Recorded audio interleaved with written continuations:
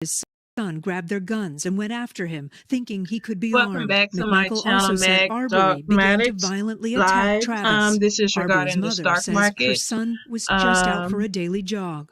I was having technical issues earlier, so I just An attorney for Arbery's family says he was unarmed so and I was tried just to avoid able the to truck. at least He try says to get there's my no system evidence to up suggest because the Arbery last was video committing a was crime. blurry. Georgia I does had a have a huge statute delay, allowing maybe like citizen a arrest. 30-second delay. So everything was just not right. So again, I am a beginner, so I'm new at this.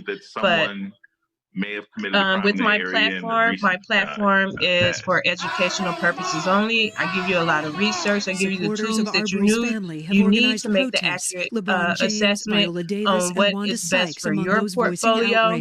NBC News has been unable to reach the McMichaels. I am listening to this incident, what happened to this young man in Georgia about this jogger, and this is very passionate he released the cell phone video to get the truth situation out there. to me. Two prosecutors recused themselves. So because I'm not of trying to make connections this to the about me, McMichaels, but one I of really them want to from learn Waycross more County, and all writing, that I he can thought their about actions this were perfectly situation, legal, and I will Travis be McMichael providing was allowed to use information deadly out force to here protect himself after to keep Arbery us allegedly informed initiated to the fight and better grabbed his able to shotgun. help protect On Tuesday, the ourselves. DA, As I now stated, responsible, I was called for a nominated grand the jury to best pro consider se criminal litigator charges. for two But states, because of and one was coronavirus Georgia. closures, that I was can't arrested happen for until walking June.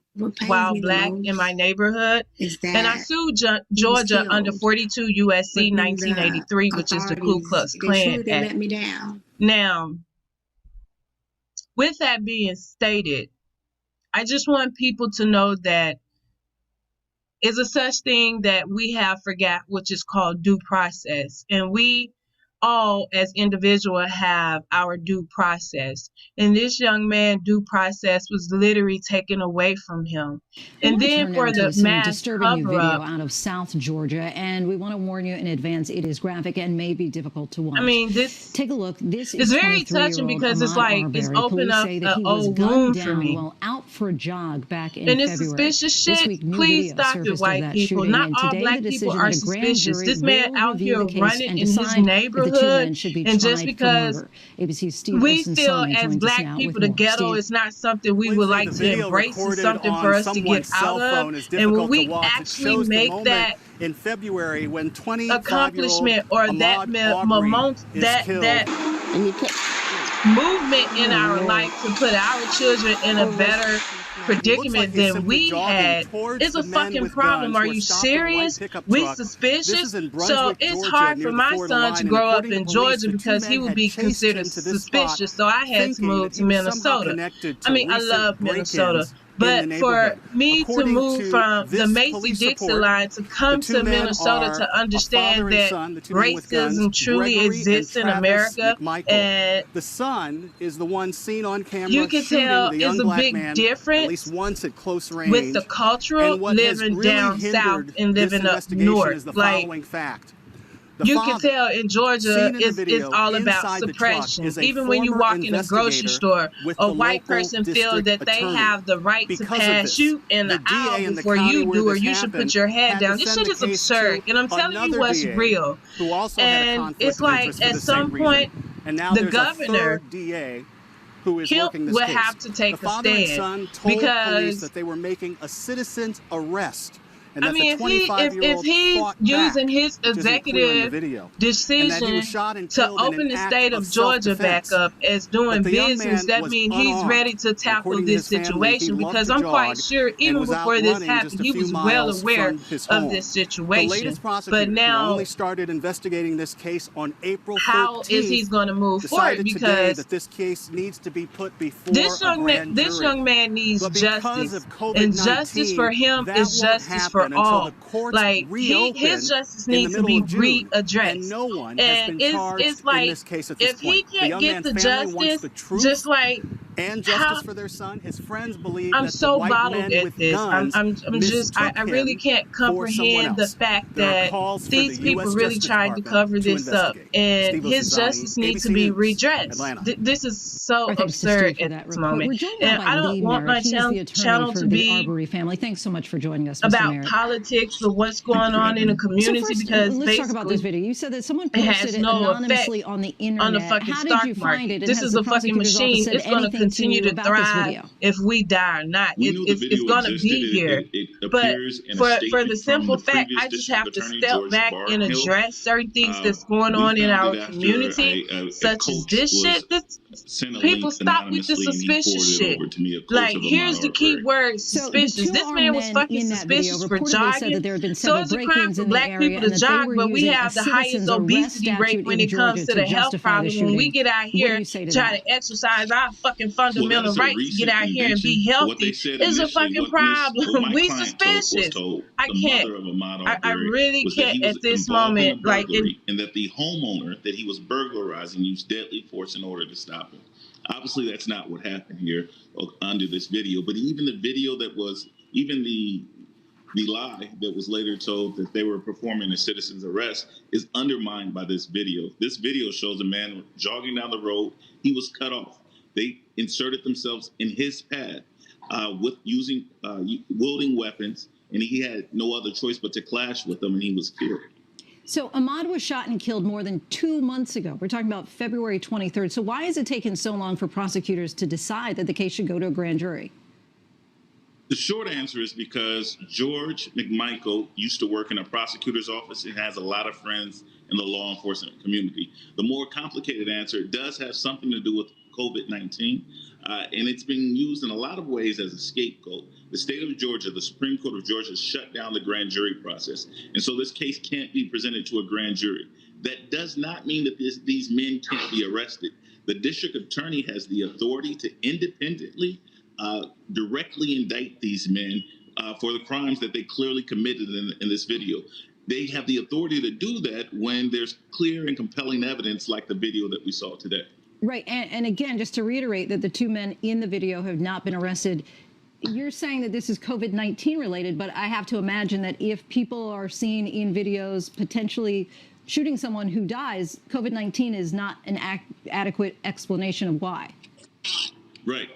There's not an adequate explanation for why the arrest hasn't been made. The only thing that the coronavirus helps us explain is why a grand jury has not been impaneled to formally indict these men. Now, because of the suspect's ties to law enforcement community, you have said that you have concerns about the investigation. Can you elaborate on that? I know you've talked a little bit about it already.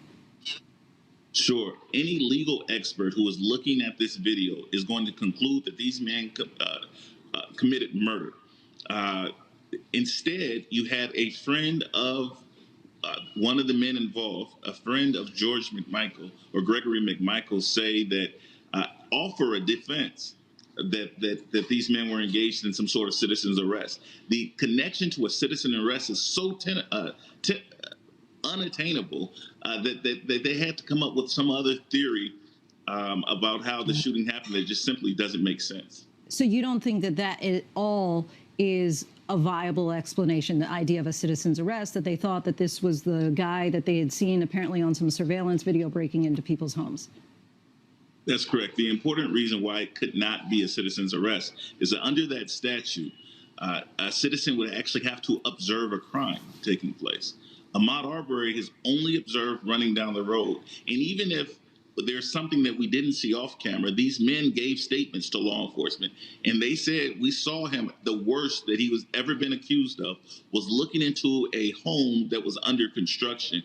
That is by no stretch of the imagination a burglary or any crime whatsoever. And so without a crime, there's no purpose for a citizen's arrest. All right, Lee Merritt, we thank you so much for your time. I'm sure we are going to be hearing a lot about this case in the coming days and weeks. Now to Georgia and the latest developments in a fatal shooting we have been following. Police have arrested and charged 2 white men for the killing of 25-year-old Ahmaud Arbery, an unarmed black man who was shot while jogging in his neighborhood back in February. Last night's arrests come after a recent outpouring of national outrage. CBS News correspondent Omar Villafranca is following this case, and he is joining us now to talk about this. All right, Omar, so the news that you reported late last night, the father and son duo, they have been charged. What have they been charged with, and how are they responding? They have been charged, Vlad, with murder and aggravated assault. Now, some people are wondering why the aggravated assault. And the way it was explained to us by an attorney is that aggravated assault is a felony, and if there's murder in the charge while committing a felony, that kind of steps the charges up there in the state of Georgia, because keep in mind, murder charges vary state by state on how they worded and whatnot. But that apparently, from what we understand, is throwing the book at them. The way it was explained to us. So both of them have been charged with murder and aggravated assault. And interesting note, the Georgia Bureau of Investigations had a press conference that wrapped up just a few minutes ago saying that more arrests are possible. People are asking what about the person who shot the video? What's going to happen to them? The director was kind of leaving things open, but said it's an open investigation. They're still looking into it, but more arrests are possible. So that video that showed up online earlier, that really sort of led to the increased outrage and more awareness of what had happened. Where was that video before? Did police have it? Did attorneys have it? That's kind of the million-dollar question, because it was apparently leaked. It wasn't really being held. It was leaked out, and it went to a small website in the area, like a radio station, I think it was. And people were wondering, okay, one, who shot it and who leaked it? Where did this come from? There was a flurry to kind of find out, and it was hard to kind of confirm. Well, there was an attorney who at one point had worked with McMichael, and he basically admitted that he is the one who leaked that video, and he said his reasoning was for absolute transparency in this case. He says he does not currently represent the McMichaels at all in any way, shape, or form, but felt that that was the thing to do in the community. That video obviously raised the profile of this case, not only nationally. Credit, not to pat ourselves on the back, but we've been covering this before that was released out, before that video came out talking to the mother. But that put it on an absolute, a different level. You had celebrities, sports stars, LeBron James, even had former Vice President Joe Biden commenting on it. Matter of fact, it has reached the White House. Today, Paula Reed reported that President Trump said that he had seen the video after yesterday saying he was going to be briefed on it. Says he has seen the video. And that he said, it was disturbing, and he said he trusts state authorities to take care of this. But that video, even though GBI said they don't listen to social media pressure or national media attention pressure, you have to think that this video obviously got a lot of voices speaking up. Yeah, Omar, it's a good point that you make, although, as many black and brown people in this country know, things like this have happened in the past, and there hasn't been a video present. It is important that this video was present so that the world can see. And, you referenced the fact that celebrities and others, including the former Vice President Joe Biden, are commenting on this, including the President of the United States. Here's what LeBron James tweeted, which I think encapsulates what a lot of people feel right now. He tweeted, "Can't even go for a damn jog, man. Like, WTF? Are you kidding me? Are you kidding me? I'm sorry, Ahmad. Rest in paradise, and my prayers and blessings sent to the heavens above to your family." I think in that tweet, it sort of encapsulates how people are feeling right now. So I want to know from you, what are you hearing from the community, from his family? Because there have been some protests. There have even been hashtags around sort of run with Ahmad. You're absolutely right. And I talked to his mother before the video was released and afterward. And before she wanted to raise the profile of this case, and people were asking questions. How come nothing has been done? This incident happened February 23rd. I mean, we're talking almost 3 months ago. So people were wondering what was going on. How come there was, not anything being done in the legal community? It turned out that the first DA had to recuse herself. The second DA was forced to recuse. It made it to a third DA. 2 days after that video was released, the Georgia Bureau of Investigations is asked to get involved. They're handed the file. They do get involved, and an arrest happens. And today, during the press conference, Vic Reynolds, who's the director of the Georgia Bureau of Investigations, said when he was asked about the video, he said, yes, it did see it. It was an important part of the investigation. He said, based on what the evidence that they have, he didn't mention which specific evidence, but he said, based on the evidence they have, he sees enough for the murder and the aggravated assault charge against Travis and Gregory McMichael. So obviously, that video had a large portion to play and also raised everybody's attention because they saw it. The person who has not seen it is Wanda Cooper Jones, who is Ahmaud's mother. When I talked to her about it, she said I don't know if I'll ever watch it. She goes, I don't know if I'll ever have the emotional or spiritual strength to watch it, because she knows that the last moments of her son's life are being played out there. She had the video described to her, but she told me she cannot watch it. Yeah, I mean, what mother would want to watch something like that?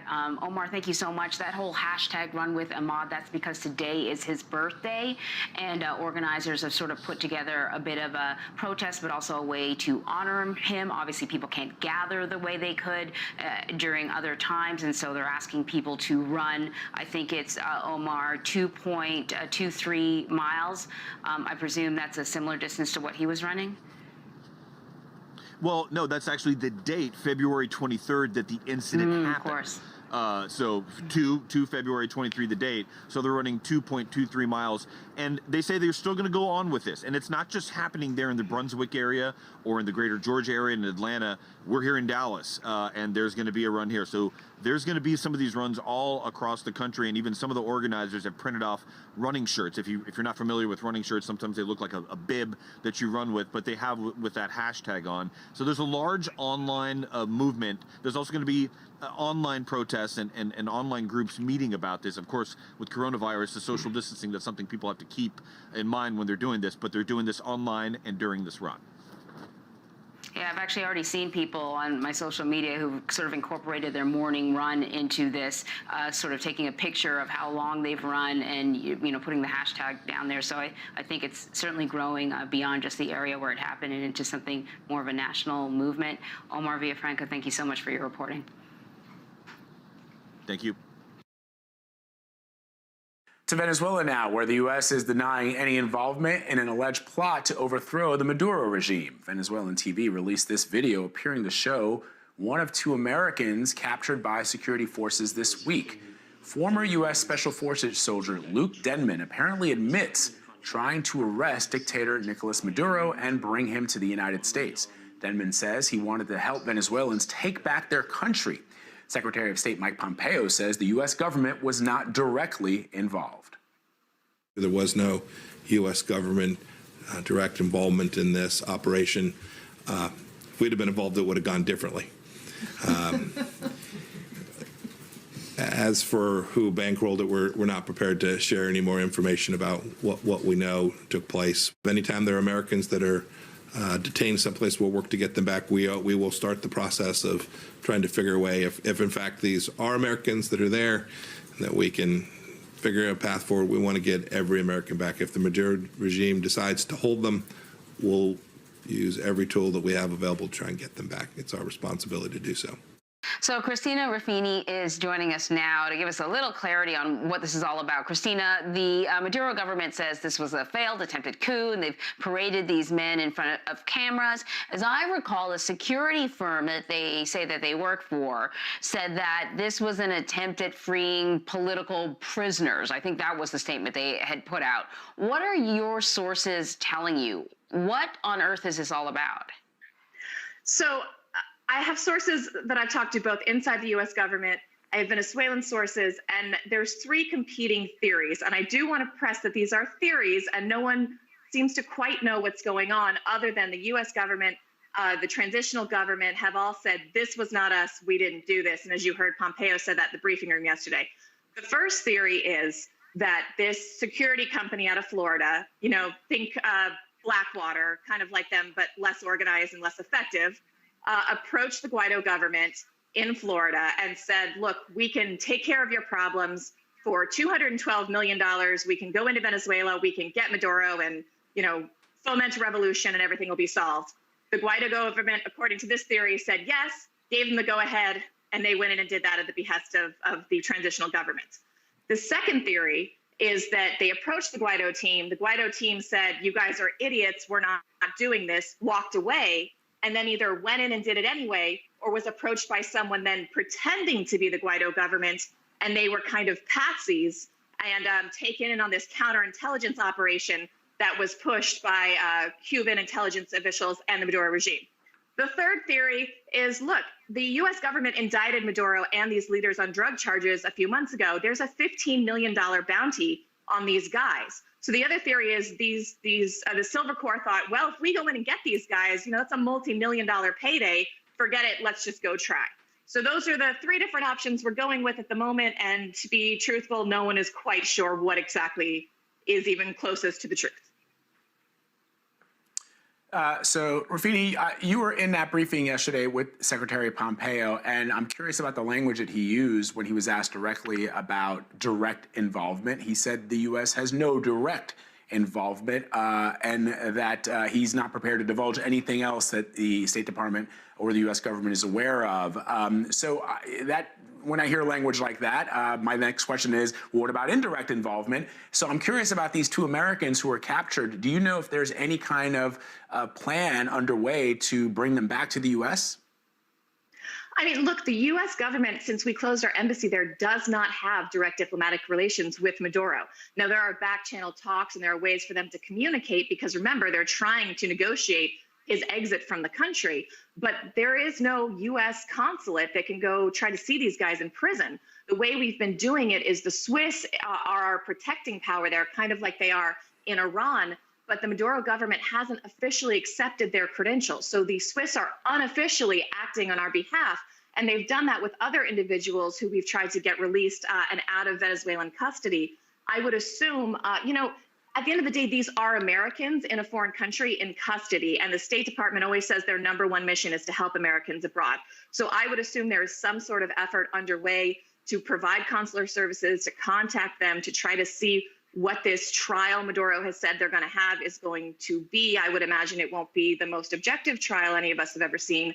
But the State Department has just said, so far on the record, we're aware of it and we're working on it. So Nicolas Maduro has certainly made the most of this incident, parading these men in front of cameras. But it's also coming at a time, I mean, Venezuela has been struggling for a while now, but there was a major prison riot in Venezuela. Obviously, the relationship between the U.S. and Venezuela is particularly tense. The Trump administration indicted Maduro and other Venezuela officials for drug smuggling charges. Can we talk about sort of the politics of this all and whether or not this ploy is Maduro is attempting to use this to his advantage politically? Several experts I've spoken to and sources I've talked to have said, look, every dictator in trouble loves a failed assassination attempt, right? It helps rally the people. It says, people are coming to get me and I have to defend myself and our country. This is dictatorship 101. When all else fails, stage an assassination attempt. We don't have proof that that's what happened, but it is a little convenient. His country was already falling apart. Now they've got the coronavirus, which is expected to hit South and Central America very hard. There's not a lot of healthcare infrastructure left. Most of the doctors have already left Venezuela. You couldn't get medication. You couldn't get AIDS vaccines. You couldn't get anything. And now they're going to have a pandemic there. So he's in trouble. And this comes along right at the time he would kind of need to solidify power and try to gin up whatever support he's got left among the population. Keep in mind, 7 million people have already left the country, and that exodus is continuing. And what are you hearing, Christina, from the opposition, Juan Guaido? What are you hearing from them with regards to these developments? They're saying it wasn't us. They say, we're focused on governing, we're focused on negotiating, we're focused on they said, he was reelected to this transitional council. That's a little bit up for debate, but they say he's the rightful leader and they have international support and they're going forward.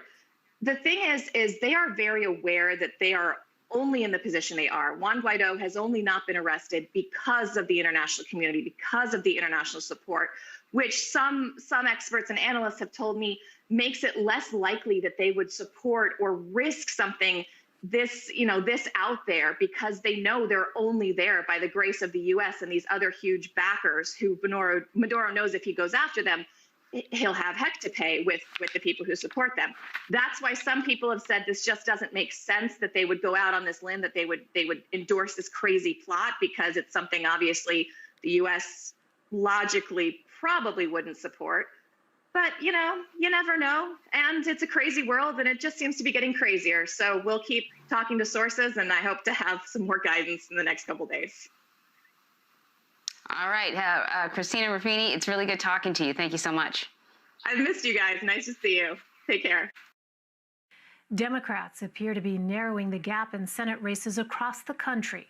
Republicans currently hold a 3-seat advantage, but going into November, they have nearly double the number of seats at risk.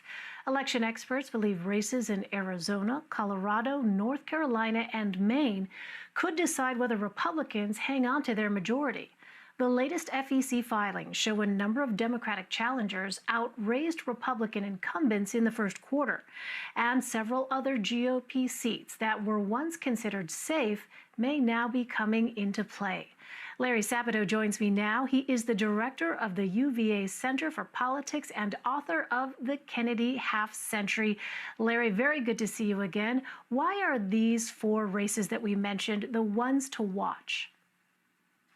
Basically, it's because the Democrats have strong candidates in all 4 of those races, and the states either already lean slightly Democratic, as in the case of Colorado, or it's a near tie once you look at all the polls as a group. Now, we're 6 months from Election Day, but I would say those 4 races are the basic 4, though there are others coming into play, as you mentioned. So what actually needs to happen for Democrats to take control of the Senate? Well, since it's 53-47, the Democrats would either have to pick up a net 4 seats to carry control of the Senate if they lost the presidency. I think it's unlikely. If the Democrats are winning the Senate, they're probably winning the presidency. Or they just need 3 net seats if Joe Biden is elected president, because he would bring in his vice president who would break ties in the Senate. It would be 50-50, the VP breaking ties, much as Dick Cheney did for a while back in 2001 for the Republican. We got to remember there's a seat that complicates things for the Democrats. It's Alabama. Now, I don't think anybody a few years ago thought Alabama would ever have a Democratic senator again, but sure enough, a Democrat was elected to succeed Jeff Sessions. He's up for election in this cycle, and that is a tough, tough race for the Democrats. The Republicans will have the edge no matter who's nominated. Well, if Democrats don't win the so-called core 4, what other seats do they have a chance of picking up? Well, there are several around the country. You know, Georgia has a double race. Both seats are on the ballot because of a resignation. And we'll have to see how it plays out. I think one of them is potentially vulnerable, but that assumes the Democrats are able to either carry or come very close to carrying Georgia in the presidential contest. Suppose Joe Biden picks Stacey Abrams, who was nearly elected governor of Georgia back in 2018. She might be able to strengthen the position of one of the Senate candidates. And you touched on this a moment ago, but just underscore for us once again. So going through the different scenarios here, if Democrats only manage to win 3 seats, they could still take back the Senate. But that, of course, hinges, as you noted, on the Democrats winning the presidential election because of a VP here. Walk us through that scenario once more. Yes, and you're absolutely right about that. It's a little confusing for people. Democrats have 47 seats now. They have to pick up a net 3 to even have it at 50-50. And to control a 50-50, they have to have the vice president. In other words, Joe Biden has to be elected president. So there are a lot of ifs in there. A year ago, I don't think many people thought the Democrats had a path to do that. Now they do. We can see how it might gel, how it might come together. A lot of things have to break right for the Democrats. And obviously, we're waiting to see what happens with the pandemic and how quickly or not quickly the economy recovers. These things matter in the Senate just as they do in the presidential race. Well, you noted some changes in the Senate map this week. A couple of states that were GOP strongholds you're now rating as likely Republican. Tell us about that. Sure. We moved 2 that surprised people. One was Alaska. And again, you pretty much assume Alaska's voting Republican for president and probably for both of the Senate seats. But occasionally they have a Democrat in the Senate. The Democratic nominee, which really isn't a Democratic nominee, is an independent with the support of Democrats. He's doing better in fundraising. He's doing better in gaining attention. The Republican incumbent, Dan Sullivan, is not that well known, despite his years in the Senate. I don't think it's likely to happen, but it appears to be a little more competitive than anybody thought it was going to be. Now, one that everyone knows is South Carolina, because Senator Lindsey Graham is one of the most famous senators. His race has actually become a bit closer. We still have it as likely Republican. The Democratic candidate, Jamie Harrison, is known and very popular among Democrats in and out of South Carolina. He's been active in the party for a long time. And Lindsey Graham has been very controversial, even with some Republicans who don't like Donald Trump. He's kind of flipped on Donald Trump, obviously, and now is for him as opposed to against him in 2016. And the Democrats really resent his strong support of Donald Trump. So is it likely to happen? No. That's why we have it likely Republican. But we like to focus people on races that deserve more attention than they're getting. Well, Election Day is still 6 months away. There's so much uncertainty regarding this coronavirus pandemic that we're all in the midst of right now. Is it clear at this particular moment how the government's handling of this pandemic could potentially impact these critical Senate races? Well, yes, to a certain degree. It's the pandemic itself. That's half of it. The fact that we're seeing so many more deaths than were originally predicted, and we don't know how high it will go. We hope there's not even one more, but let's be honest about this. It's moving up daily. And I think that has upset people and terrified people in many places. But the pandemic connects directly to the economy, which is always central to presidential elections. Donald Trump had a great economy in January. Everybody thought that was going to speed his reelection. Now it looks as though, as of Friday, we'll have an unemployment picture that's as bad as in the 1930s and 1940s. Trump has to hope for a quick recovery. Most of the economic analysts don't think that's possible. But I always tell people to be careful, as we weren't in 2016. The truth is, on January 1st of this year, there was not one single person, at least analyst in this country, who said that the presidential election would be determined by a pandemic. I mean, who imagined this? It's a black swan event. And there could be another black swan event before November. So we all have to be patient, cautious, careful. Some companies still have HR stuck between employees and their data. Entering data, changing data, more and more sensitive personal data. And it doesn't just drag HR down, it drags the entire business down with inefficiency, errors, and waste. It's ridiculous. So ridiculous. With Paycom, employees enter and manage their own data in a single, easy-to-use software. Visit paycom.com and schedule your demo today.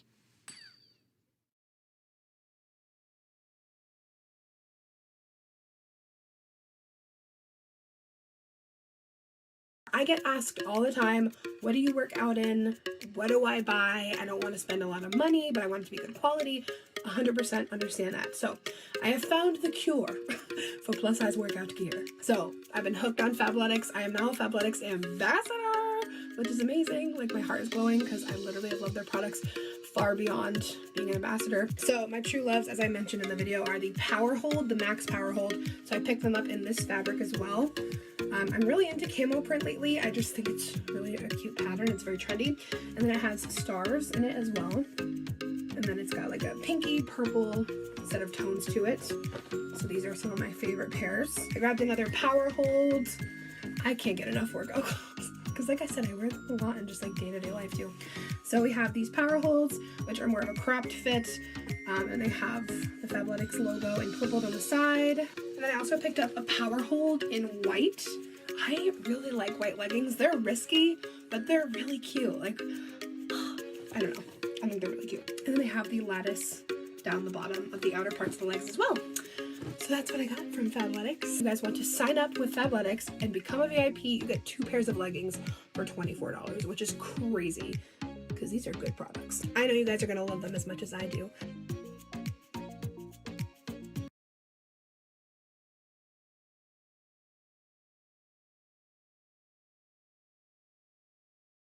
Now to Georgia and the latest developments in a fatal shooting we have been following. Police have arrested and charged 2 white men for the killing of 25-year-old Ahmaud Arbery, an unarmed black man who was shot while jogging in his neighborhood back in February. Last night's arrests come after a recent outpouring of national outrage. CBS News correspondent Omar Villafranca is following this case, and he is joining us now to talk about this. All right, Omar, so the news that you reported late last night, the father and son duo, they have been charged. What have they been charged with, and how are they responding?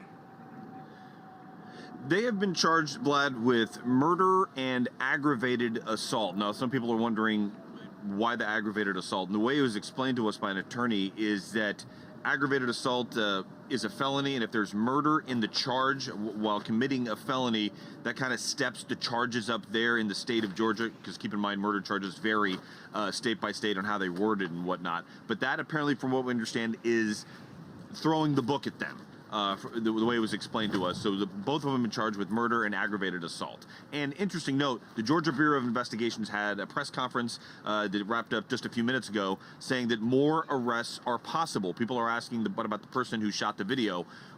What's going to happen to them? The director was kind of leaving things open, but said it's an open investigation. They're still looking into it, but more arrests are possible. So that video that showed up online earlier, that really sort of led to the increased outrage and more awareness of what had happened. Where was that video before? Did police have it? Did attorneys have it? That's kind of the million-dollar question, because it was apparently leaked. It wasn't really being held. It was leaked out, and it went to a small website in the area, like a radio station, I think it was.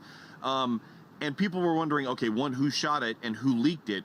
Where did this come from? There was a flurry to kind of find out, and it was hard to kind of confirm. Well, there was an attorney who at one point had worked with McMichael, and he basically admitted that he is the one who leaked that video, and he said his reasoning was for absolute transparency in this case. He says he does not currently represent the McMichaels at all in any way, shape, or form, but felt that that was the thing to do in the community. That video obviously raised the profile of this case, not only nationally. Credit, not to pat ourselves on the back, but we've been covering this before that was released out, before that video came out talking to the mother. But that put it on an absolute, a different level. You had celebrities, sports stars, LeBron James. You even had former Vice President Joe Biden commenting on it. Matter of fact, it has reached the White House. Today, Paula Reed reported that President Trump said that he had seen the video. After yesterday saying he was going to be briefed on it, says he has seen the video. And that he said, it was disturbing, and he said he trusts state authorities to take care of this. But that video, even though GBI said they don't listen to social media pressure or national media attention pressure, you have to think that this video obviously got a lot of voices speaking up. Yeah, Omar, it's a good point that you make, although, as many black and brown people in this country know, things like this have happened in the past and there hasn't been a video present. It is important that this video was present so that the world can see. And, you referenced the fact that celebrities and others, including the former Vice President Joe Biden, are commenting on this, including the President of the United States. Here's what LeBron James tweeted, which I think encapsulates what a lot of people feel right now. He tweeted, "Can't even go for a damn jog, man. Like, WTF? Are you kidding me? Are you kidding me? I'm sorry, Ahmaud. Rest in paradise, and my prayers and blessings sent to the heavens above to your family." I think in that tweet, it sort of encapsulates how people are feeling right now. So I want to know from you, what are you hearing from the community, from his family? Because there have been some protests. There have even been hashtags around sort of run with Ahmaud. You're absolutely right. And I talked to his mother before the video was released and afterward. And before she wanted to raise the profile of this case, and people were asking questions. How come nothing has been done? This incident happened February 23rd. I mean, we're talking almost 3 months ago. So people were wondering what was going on. How come there was, not anything being done in the legal community? It turned out that the first DA had to recuse herself. The second DA was forced to recuse. It made it to a third DA. 2 days after that video was released, the Georgia Bureau of Investigations is asked to get involved. They're handed the file. They do get involved, and an arrest happens. And today, during the press conference, Vic Reynolds, who's the director of the Georgia Bureau of Investigations, said, when he was asked about the video, he said, yes, it did see it. It was an important part of the investigation. He said, based on what the evidence that they have, he didn't mention which specific evidence, but he said, based on the evidence they have, he sees enough for the murder and the aggravated assault charge against Travis and Gregory McMichael. So obviously, that video had a large portion to play and also raised everybody's attention because they saw it. The person who has not seen it is Wanda Cooper Jones, who is Ahmaud's mother. When I talked to her about it, she said, I don't know if I'll ever watch it. She goes, I don't know if I'll ever have the emotional or spiritual strength to watch it, because she knows that the last moments of her son's life are being played out there. She had the video described to her, but she told me she cannot watch it. Yeah, I mean, what mother would want to watch something like that?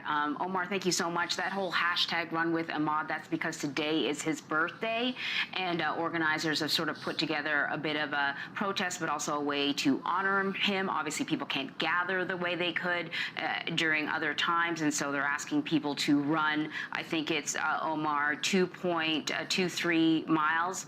I presume that's a similar distance to what he was running? Well, no, that's actually the date, February 23rd, that the incident happened. Of course. So 2 February 23, the date. So they're running 2.23 miles. And they say they're still going to go on with this. And it's not just happening there in the Brunswick area or in the greater Georgia area in Atlanta. We're here in Dallas, and there's going to be a run here. So there's going to be some of these runs all across the country, and even some of the organizers have printed off running shirts. If you're not familiar with running shirts, sometimes they look like a bib that you run with, but they have with that hashtag on. So there's a large online movement. There's also going to be online protests and online groups meeting about this. Of course, with coronavirus, the social distancing, that's something people have to keep in mind when they're doing this, but they're doing this online and during this run. Yeah, I've actually already seen people on my social media who sort of incorporated their morning run into this, sort of taking a picture of how long they've run and, you know, putting the hashtag down there. So I think it's certainly growing beyond just the area where it happened and into something more of a national movement. Omar Villafranca, thank you so much for your reporting. Thank you.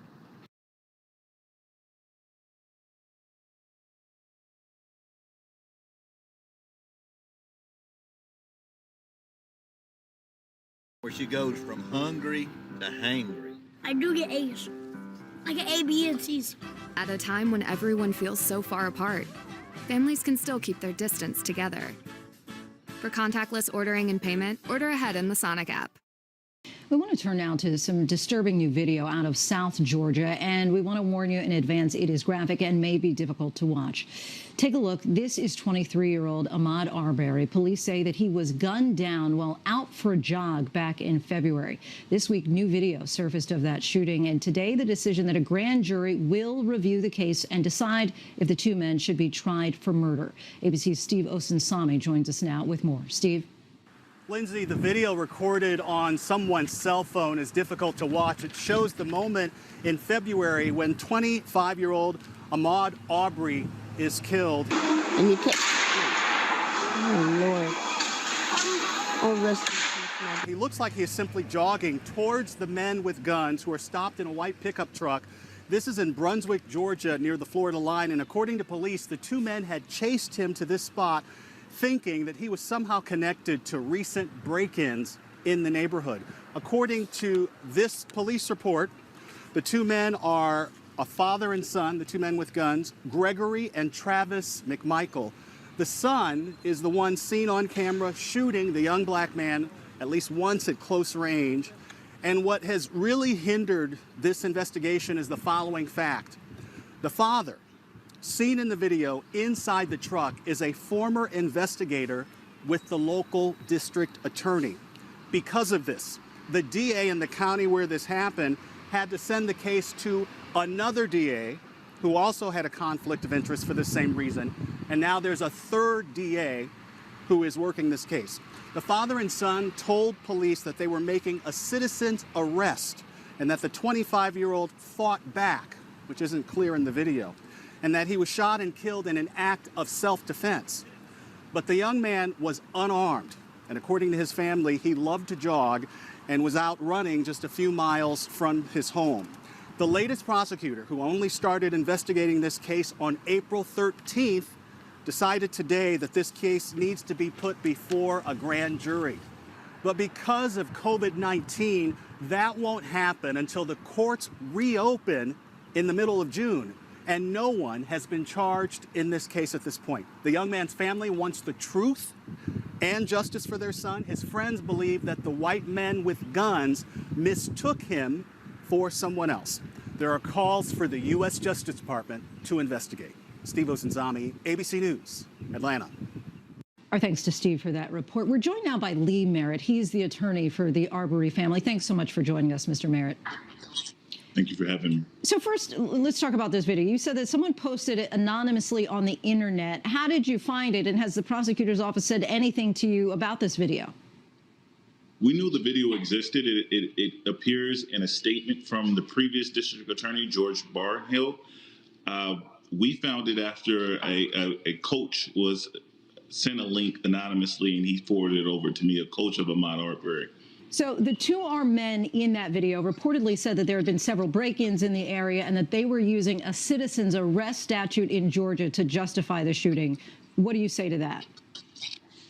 Well, that is a recent invention. What they said initially, what my client was told, the mother of Ahmaud Arbery, was that he was involved in a burglary and that the homeowner that he was burglarizing used deadly force in order to stop him. Obviously, that's not what happened here under this video. But even the video that was, even the lie that was later told that they were performing a citizen's arrest is undermined by this video. This video shows a man jogging down the road. He was cut off. They inserted themselves in his path with wielding weapons, and he had no other choice but to clash with them, and he was killed. So Ahmaud was shot and killed more than 2 months ago. We're talking about February 23rd. So why has it taken so long for prosecutors to decide that the case should go to a grand jury? The short answer is because George McMichael used to work in a prosecutor's office and has a lot of friends in the law enforcement community. The more complicated answer does have something to do with COVID-19, and it's being used in a lot of ways as a scapegoat. The state of Georgia, the Supreme Court of Georgia, shut down the grand jury process, and so this case can't be presented to a grand jury. That does not mean that these men can't be arrested. The district attorney has the authority to independently directly indict these men for the crimes that they clearly committed in this video. They have the authority to do that when there's clear and compelling evidence like the video that we saw today. Right. And again, just to reiterate that the two men in the video have not been arrested. You're saying that this is COVID-19 related, but I have to imagine that if people are seen in videos potentially shooting someone who dies, COVID-19 is not an adequate explanation of why. Right.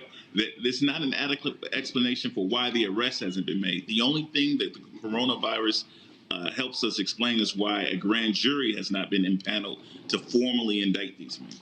Now, because of the suspect's ties to law enforcement community, you have said that you have concerns about the investigation. Can you elaborate on that? I know you've talked a little bit about it already.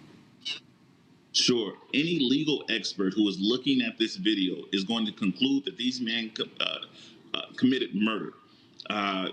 Instead, you had a friend of one of the men involved, a friend of George McMichael or Gregory McMichael, say that offer a defense that these men were engaged in some sort of citizen's arrest. The connection to a citizen arrest is so unattainable that they had to come up with some other theory about how the shooting happened that just simply doesn't make sense. So you don't think that that at all is a viable explanation, the idea of a citizen's arrest, that they thought that this was the guy that they had seen apparently on some surveillance video breaking into people's homes? That's correct. The important reason why it could not be a citizen's arrest is that under that statute, a citizen would actually have to observe a crime taking place. Ahmaud Arbery has only observed running down the road. And even if there's something that we didn't see off camera, these men gave statements to law enforcement, and they said, we saw him, the worst that he was ever been accused of was looking into a home that was under construction. That is by no stretch of the imagination a burglary or any crime whatsoever. And so without a crime, there's no purpose for a citizen's arrest. All right, Lee Merritt, we thank you so much for your time. I'm sure we are going to be hearing a lot about this case in the coming days and weeks. For more now on this case, we bring in writer and activist Shaun King, who's now working with Ahmaud's family. Shaun, thanks so much for joining us. I'm glad to be here. So, Shaun, you're one of the reasons that Ahmaud's killing is now getting all this national attention. Someone anonymously sent you that graphic video you posted online just a day ago, already nearly 2 million viewers. How did that video change this entire case? Well, when you describe in words what's happening in a case of violence, be it police brutality or a white supremacist attack, if you just describe in words, it's one thing. But when you see the video, it brings color, shape, nuance. It made real the story that we had been telling. And when Lee Merritt, the family attorney, and I first received that video, it was not only more painful to watch it than we had anticipated, it was even worse than we had imagined. I knew it would be horrible, but seeing it, it's one of the worst things I've ever seen in my life. And this video has a lot of information. You say that you've tried to kind of divorce your emotions from it. What does the video tell you? Well, it tells me a lot of things. I think Ahmaud appears to be blocked off from being able to run on the road, and he seemed to be frightened. Obviously, there are men with guns out. These men are strangers to him.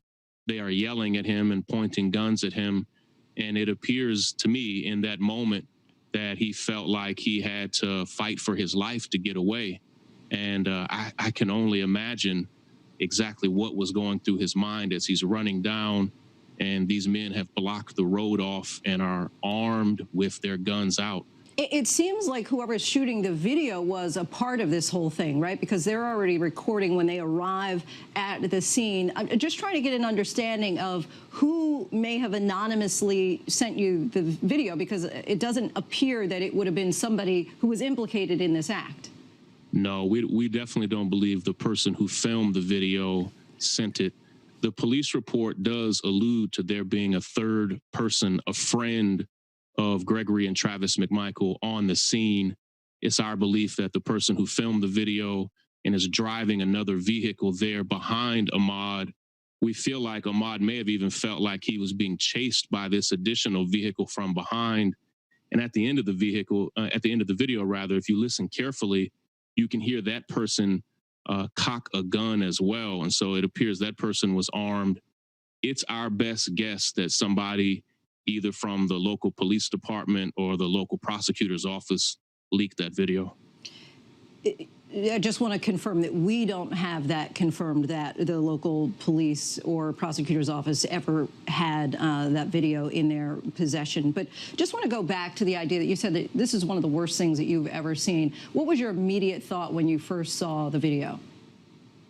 When I first saw it, I had just gotten out of a staff meeting, and Lee Merritt, the family attorney, had called me multiple times during the staff meeting and texted me multiple times.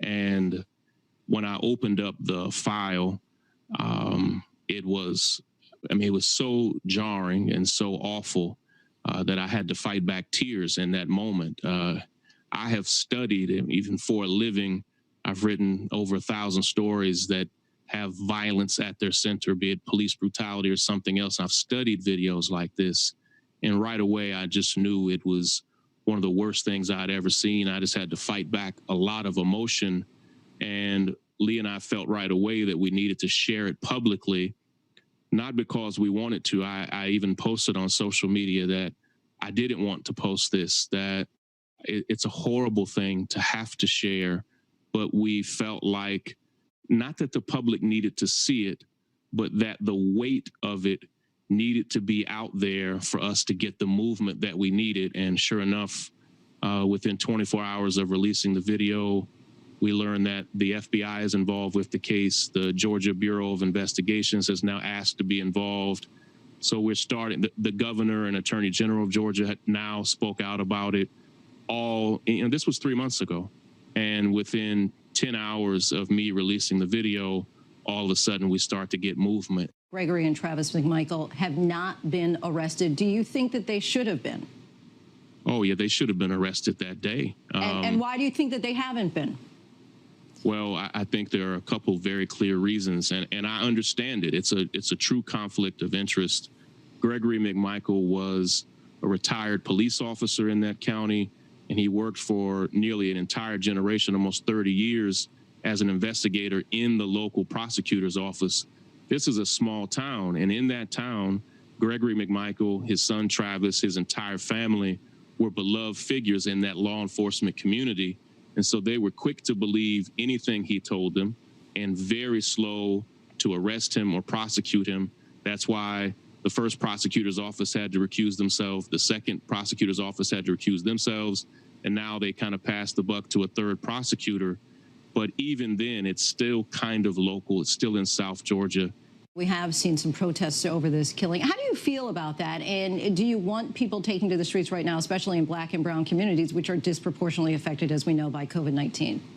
Yeah, I'm deeply convicted. I'm rather conflicted about it. It's hard to see people protesting. We know that they're trying to socially distance themselves. It's hard to do it. It's not a natural behavior. I'm proud of everybody that's out there protesting and demonstrating in Brunswick, in Atlanta, in Savannah, and elsewhere. But we definitely want everybody to stay safe. And so it makes it really difficult for us to organize in traditional ways when we know that the coronavirus could spread in those traditional ways. So we're trying to be careful. We're letting people make their own decisions. People are trying to socially distance themselves. We see some people wearing masks and gloves. But those restrictions have already really been eased in Georgia. And so culturally, people in Georgia are not necessarily wearing masks like we would see back in New York. Joe Biden tweeted that the video makes, quote, clear that Ahmaud was killed in cold blood. In your mind, is there anything at all outstanding that still needs to be determined, or have you already concluded 100% this was cold-blooded murder and there's no other explanation? Oh, yeah. After seeing the video, I don't think there's any wiggle room that it was cold-blooded murder. And so in that respect, anybody who sees it and makes that conclusion, I agree with that. It's a horrible, painful moment. I would put it on par with Emmett Till or other cases of racial violence that we've seen in this country. It's a low moment for our entire country. We're hoping that officials in Georgia stand for justice and do right, not just by the family of Ahmaud Arbery, but by everybody in the state that's outraged, everybody in the world. This case has really started to get international attention at this point. Sean King, thank you so much for your time. We appreciate it. Hi, everyone. George Stephanopoulos here. Thanks for checking out the ABC News YouTube channel. If you'd like to get more videos, show highlights, and watch live event coverage, click on the right over here to subscribe to our channel. And don't forget to download the ABC News app for breaking news alerts. Thanks for watching. Did you know that more than half of businesses don't have an employee training and development program? Yet research shows it can boost engagement and retention rates by 50%. Where does your business fall? If you have a learning strategy, is it out of sync with the rest of operations? Easy to execute? Trackable? Whether you're training new employees or upskilling the ones you already have, Paycom Learning can help, all within a single, simple application. In the same system you check employees' time, you can track their progress and proactively help ensure compliance by seeing who has or hasn't completed assigned courses. Because not all learning requires a big production, creating interactive videos for your workforce is quick and easy. Even better, employees can demonstrate skills mastery for coaching and feedback. And all the data flows seamlessly into their individual files for tracking. Paycom Learning comes loaded with built-in foundational courses in a user-friendly learning experience. In the same app, they easily access their paychecks and other HR data. No matter your company's size or locations, Paycom Learning is what you need to grow, retain, and continually invest in your greatest asset, your workforce. Level up with Paycom Learning. Contact us to learn more.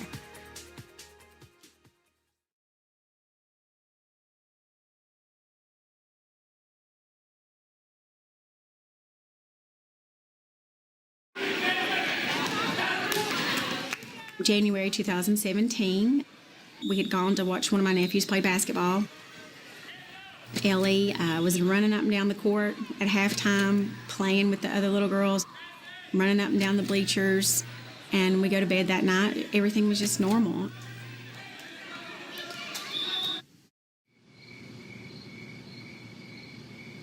But around 10 o'clock, she woke up telling me that her legs were hurting. And I thought, well, she was running a lot tonight. She's probably just tired. Ellie's always been a very healthy child. She was never really much of a crier because she was always around boys and you had to be tough. But she was continuing to hurt. I tried everything. I'd massaged her legs, ice, heat. At 3 a.m., she looked at me and she said, "Mommy, please help me." So I did. I put her in the car and I took her to the Children's Hospital. They took her straight back and the doctor did some tests.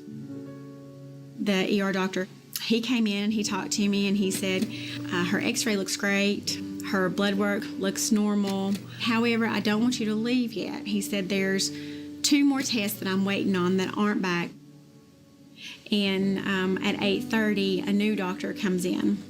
And that's when he told us all the tests were highly suspicious for leukemia. That was the worst moment of my life. Ellie crawls up in my lap. She put her little hands on my face. And she said, "Breathe, Mommy, breathe." 2 days later, they sent us to Memphis at St. Jude.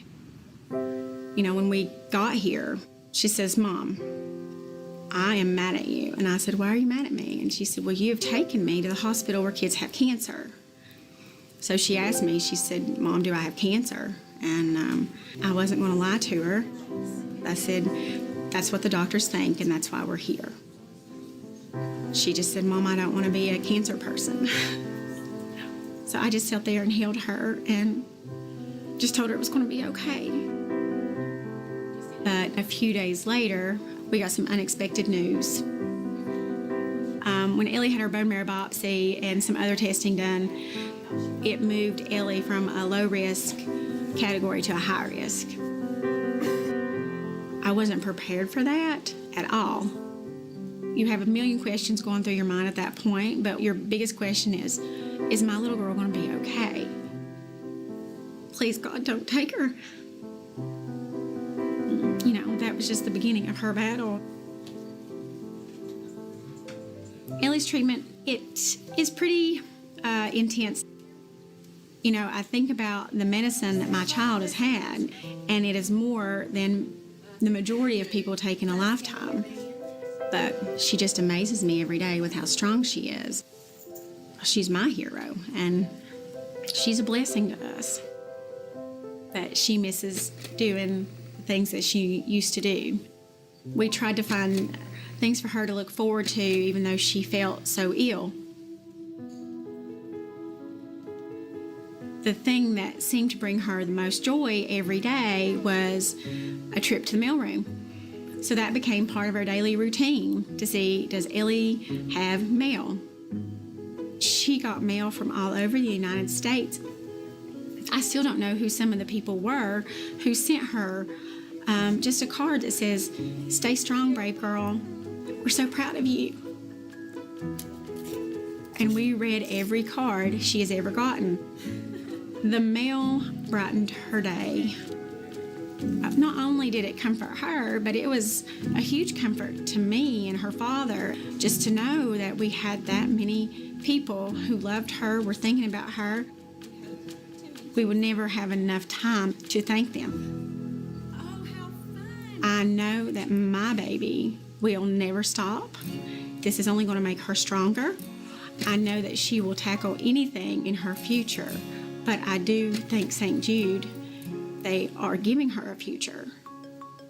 We'll never be able to repay St. Jude for what they've done to allow me to be with her every day and not have to worry about paying those medical bills at the end of this. That's all I need to worry about is focusing on her.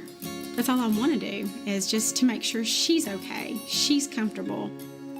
And for that, I'm forever grateful.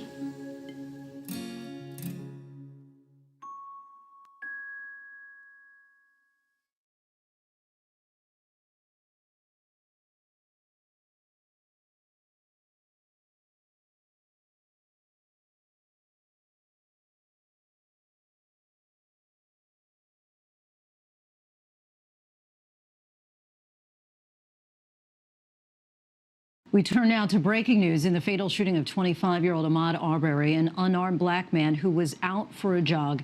The Georgia Bureau of Investigation says they've now arrested these two men, Gregory and Travis McMichael, seen here in a photo tweeted out by the NAACP. They are both charged with murder and aggravated assault, and also a letter that's raising eyebrows written by a prosecutor who is now off the case why he thought the killing was justified. ABC's Steve Osunsami brings us the latest. After nearly 2.5 months since this violent death was recorded, the two men now accused in the killing have been arrested, and the investigation continues. State investigators are going over this cell phone video frame by frame, looking at the last moments of Ahmaud Arbery's life. The 25-year-old is seen jogging through a neighborhood near his home when he runs into this white pickup truck. The two men waiting for him with their guns told police that they believed he was the same person seen on security cameras breaking into homes and had chased him here. There's a black male running down the street. They claim that they were trying to make a citizen's arrest. You see and hear the violent end. Police say the gunmen are Gregory McMichael and his son Travis, seen here in a photo shared online by the NAACP. The father is a former police officer and a former investigator for a county prosecutor.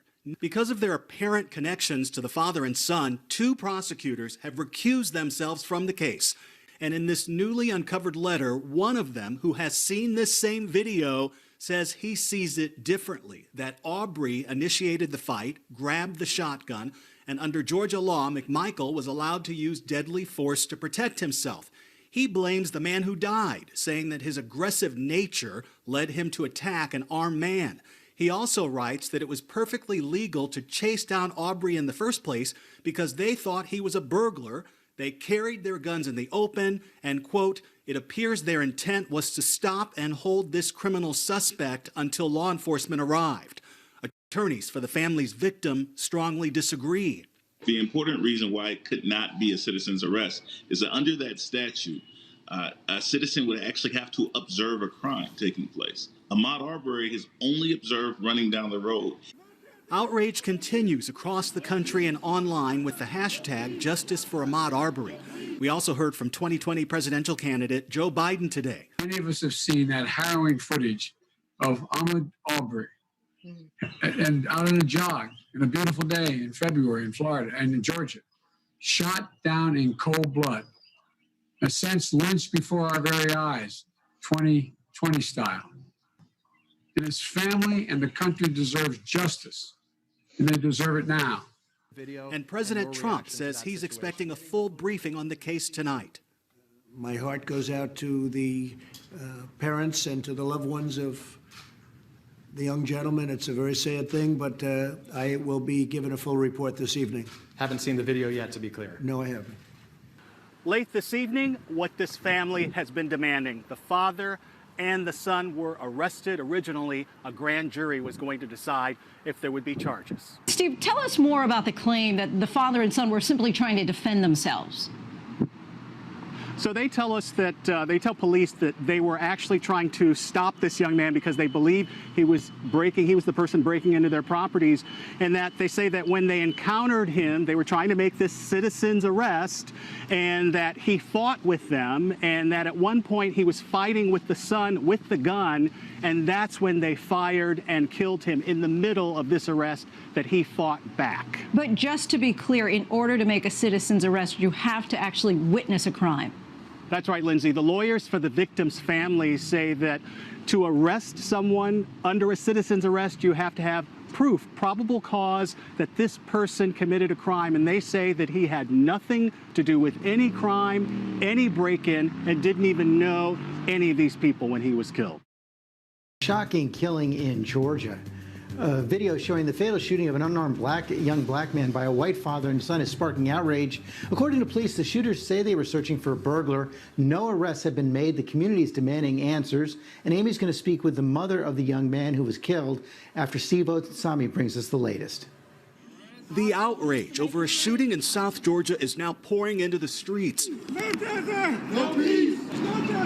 No peace! They are demanding justice this morning for 25-year-old Ahmaud Arbery, a young black man from Brunswick, Georgia, who whose family says he was out for a jog when he ran up on these two men and was shot to death by one of them. Neither has been charged or arrested. When the crime happened that day, they chose to believe the killers and didn't do any kind of thorough investigation. They took the word of the killers as the gospel. This cell phone video of Arbery's violent death in February has been shared around the world. Authorities say the two men, a father and son, are Gregory and Travis McMichael. Gregory McMichael used to work in county law enforcement. According to a police report, they believed Arbery was responsible for several break-ins in the neighborhood. I'm out here at Sola Shores. There's a black male running down the street. Arbery's father says it feels like his son was killed because he's black. This got to stop somewhere. This got to stop somewhere with our kids. The sheriff in the county where the killing happened is asking families for patience. If I were the parents of the young man, I totally would be just like his parents. I'd be wanting answers. The justice system moves slow, but it gets the job done.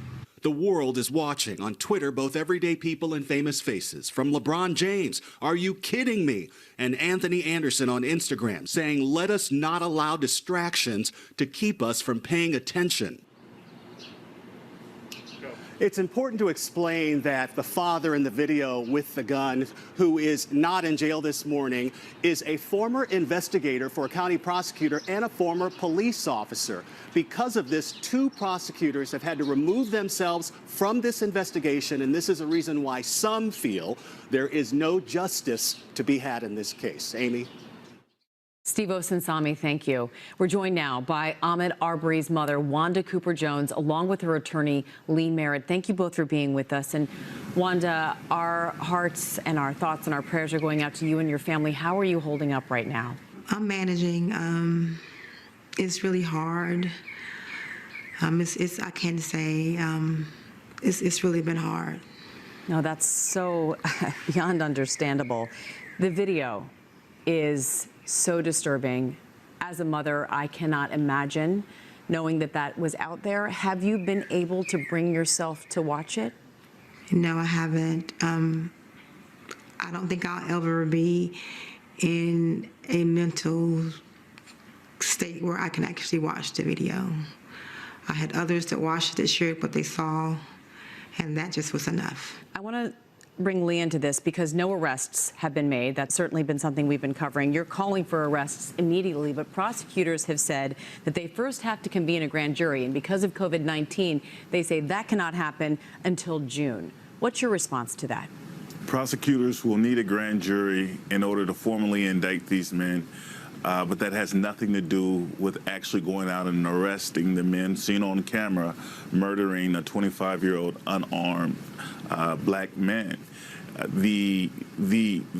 The prosecutors actually have the option, if they so chose to directly indict and skip the entire grand jury process. It's something that happens all the time in our legal system, and this would certainly be an appropriate moment as well. Lee, a letter from the Waycross District Attorney, who eventually recused himself from the case, by the way, outlines why he says no arrests were made in this case so far. He argues that under Georgia law, the shooters were acting legally.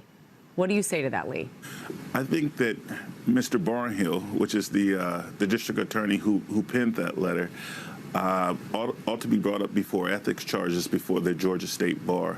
I say that because he failed to disclose the fact that his family had close ties to the suspects in this case. He put together an opinion about whether or not this was legal, knowing that he was biased by that opinion, knowing that by putting that opinion out there that he would taint the prosecutorial pool, that he would taint any potential jury pool, and that his words would matter. And it matters that his words don't in fact line up with the law in any important respect. Wanda, why do you think, what's your theory, why no arrests have been made so far, given that this video is now out there and people have seen what actually happened on that Georgia street? I think that no arrest has been made basically because because of the title that he carried of the retired police officer. I think that they don't feel like that he was wrong because he was one of them. And Wanda, I know that it's important to you and it's important to to know more about the story, to know about your son, who he was, what kind of man he was. And I know his birthday is this Friday, May 8th. He would be 26 years old. Tell us about Ahmaud. Ahmaud carried the most humblest spirit. Ahmaud was kind. He was well-mannered. Ahmaud, most of all, was loved by his family and peers. Ahmaud didn't deserve to go the way that he went. Our thoughts are with you and your family. Wanda Cooper-Jones, Lee Merritt, thank you both for your time today. We certainly appreciate it. Wishing you the best.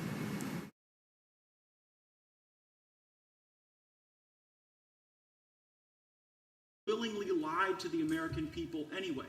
Now we see that they're reverting to their old playbook. As we want to work together to provide provision to our people and take good ideas no matter where they come from, Nancy Pelosi and Chuck Schumer just want to set up new committees to investigate rather than working together. I know that even before being president, you talked about the importance of the president being a great cheerleader for our country and for our economy. I know in the jobs report today, we can see that even the people who have been furloughed or who are on unemployment now, they're optimistic that this is the team that will bring America back. What advice would you give us to try to have our Democrat leadership behave more like the governors you've worked with and some of the rank and file colleagues who've made helpful suggestions rather than just reverting to their hatred and their lies to cover their tracks for their last set of lies? I think they've been doing it so long and gotten away with it for so long prior to us, and they had that 8 years, the Obama 8 years, that have been absolutely terrible if you look at the Justice Department and what's taken place. You look at the FBI and what's taken place. And frankly, prior to that, a lot of bad things went on.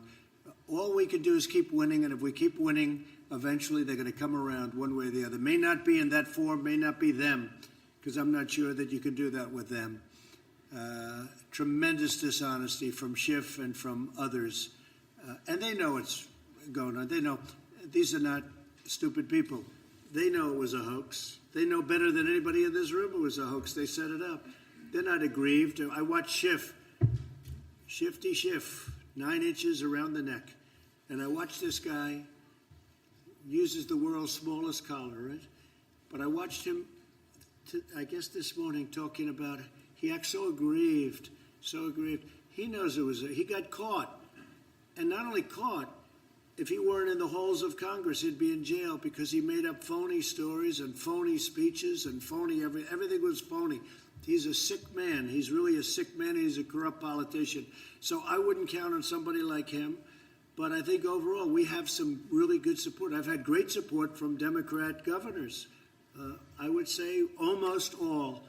And in some cases, look, Andrew Cuomo the other day said that we have done a phenomenal job. That's a nice statement, phenomenal. That's a good word. It's true. But we've had great support. And Gavin Newsom, the same thing. He said something, the equivalent of that. So we can work with them. But I think this group is perhaps beyond repair. They're sick. There's something wrong with them. Mark, please. Well, Mr. President, I know I speak for you, but I just want to thank all of you for setting the example and coming back to Washington, D.C. It's time that we send a message to the American people that we're open for business, we're ready to get back, and we're ready to support a president who has been willing to take the bold moves each and every day to make sure that America's first. So thank you for allowing me to serve, and thank all of you. Well, I have to, before I introduce Jim, I have to say, so we had all of the great NCAA teams here just prior to COVID. Otherwise, they wouldn't have been able to come. But we had all of the teams, and one of the teams was the top wrestlers in the country, all the champions, NCAA wrestlers. And I saw him, and I immediately knew it was a wrestling. I could see there was a little action going on with those ears, and the muscles were coming out of the shirts, and I could see by the jawline. And I walked up with Jim Jordan, and they didn't give a damn about the president. They said, that's Jim Jordan. You don't know what a great wrestler, NCAA champion and a great wrestler. And they saw him, those wrestlers saw this guy, and they said, sorry, President, I got to say hello to him first, right? So Jim Jordan, and he's a champ. He's a winner. He knows how to win. Thank you, Mr. President. The exact same time that we learned what we did about General Flynn, the exact same time we learned that there was absolutely no basis for the entire Mueller Russia investigation that the FBI did, that very time, Nancy Pelosi sets up a select committee to come after you again. And so we just need to understand, guys, that they're never going to stop. But in spite of that relentless attack we've seen from them, Mr. President, we appreciate your leadership. We appreciate your entire team's leadership, getting things done for the American people. And I think, as Dan said, I appreciate your work ethic. I know how hard you work for the American people. I mean, I know how hard Maddox works. He used to return my calls all the time. Now I know he's working 15 hours, 18 hours a day, and you're working even more. So thank you for doing all. The people in the 4th District of Ohio appreciate it. The people around the country appreciate it. And we just need to keep it up, and we'll have the Great American Comeback happening real soon. Right, and you're right, Jim. I looked at this. I didn't even know anything about it. I see she's setting up an oversight committee, and I'm getting called by other countries saying what a great job we're doing. Could we have some help, sir, with testing?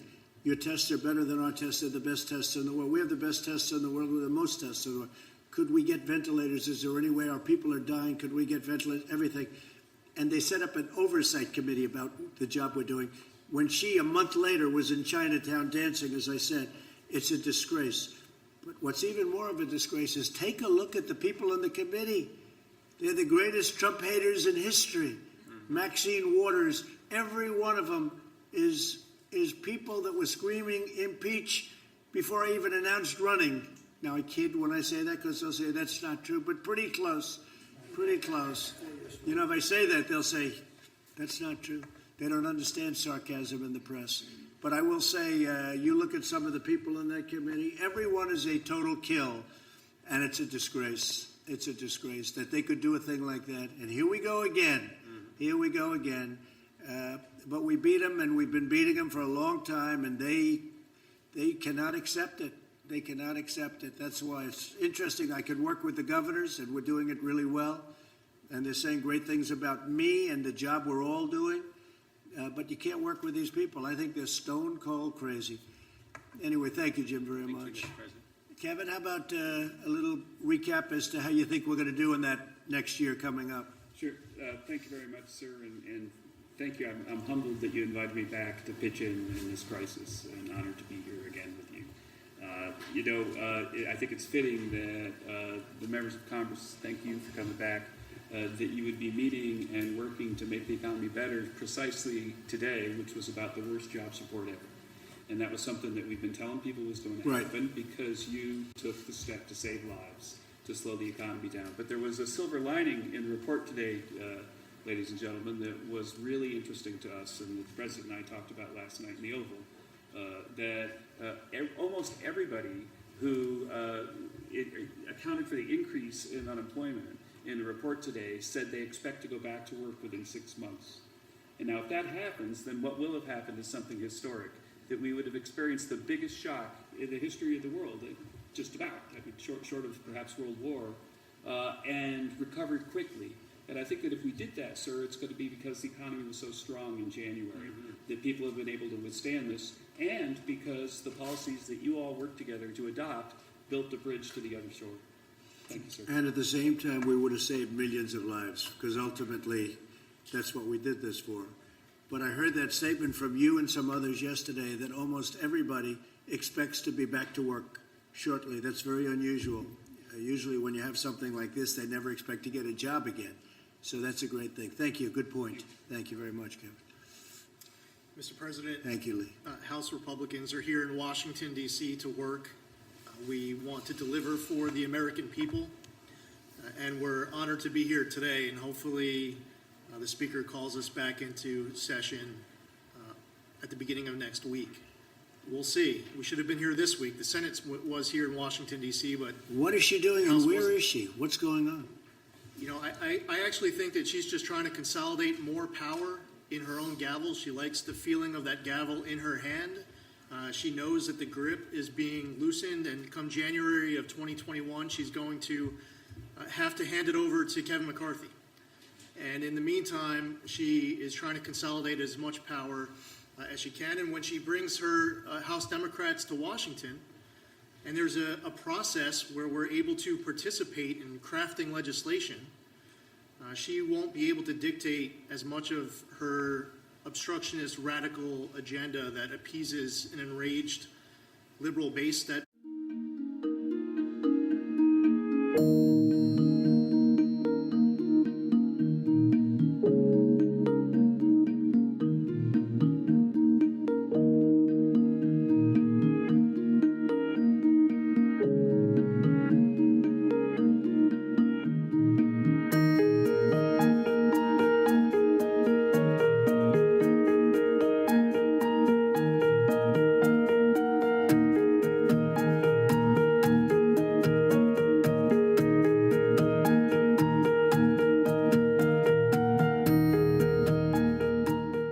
This is 7th Street in Melville, Johannesburg, usually one of the city's most popular places to come socialize, dance, drink, and smoke.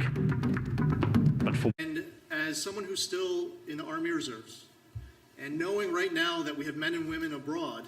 This is 7th Street in Melville, Johannesburg, usually one of the city's most popular places to come socialize, dance, drink, and smoke. Our greatest generation that fought for our freedoms and liberties 75 years. This is 7th Street in Melville, Johannesburg, usually one of the city's most. This conversation today possible. I saw them when they were with you in Normandy. Those veterans calling out to you from that backdrop like they were 18 or 19 years old again. They just wanted a moment to share with their president, just to get a thumbs up back.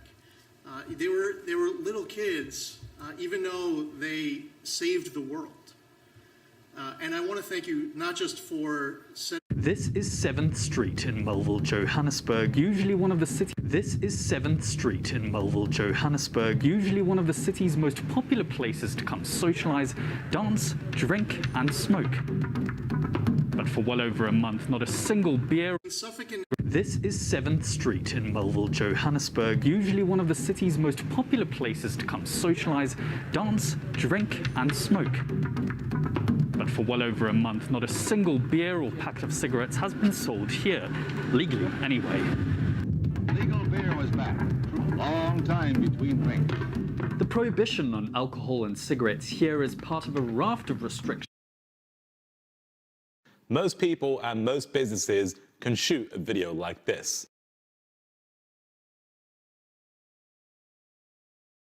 Regular-sized N95 masks. The next day, you're here in the White House talking about how you're sending hundreds of thousands of N95 masks, and they arrive within the next 48 hours. And 250,000 surgical masks show up instantly. I get on the phone just a couple weeks ago with the Secretary of Treasury about the municipal liquidity facility that was set up to talk about how there's a need out there for a county like mine, not quite 2 million. We have a population of about 1.48 million. We didn't qualify for the municipal liquidity facility. Secretary Mnuchin, the night of getting the last bill passed, he is on the phone and he's working to take care of our issues. So with what Jared has done, and Admiral Polacek and Avi Berkowitz and others who were involved in that effort on the PPE, I want to say thank you. The Boeing Dreamliner is bringing PPE in right now that Suffolk ordered, and it's just a huge help. And the last thing I would say is this, and I stated the point about not just as a member of Congress, but also as a military veteran, thank you. I'll also say as a Jewish veteran, what happened to me when I was with you on Normandy, and many others who support you. And it happened again this morning when I put out a message about today being the 75th anniversary of VE Day. I got attacked as a Jew for supporting you. And the things that they were saying about you was so highly offensive to me. And there's never been a president ever who's had the back of Jews in this country and around the world like you have. And whether it was moving the embassy in Israel to Jerusalem, and signing the Taylor Force Act into law, and recognizing Israeli sovereignty over the Golan Heights, but most importantly, fighting anti-Semitism here at home. When I see them attacking me and attacking you, especially attacking you and your team when you are all in more than any other president, not just delivering on your own campaign promises, but doing what's right and delivering on the promises of presidents in the past. I just want to say thank you.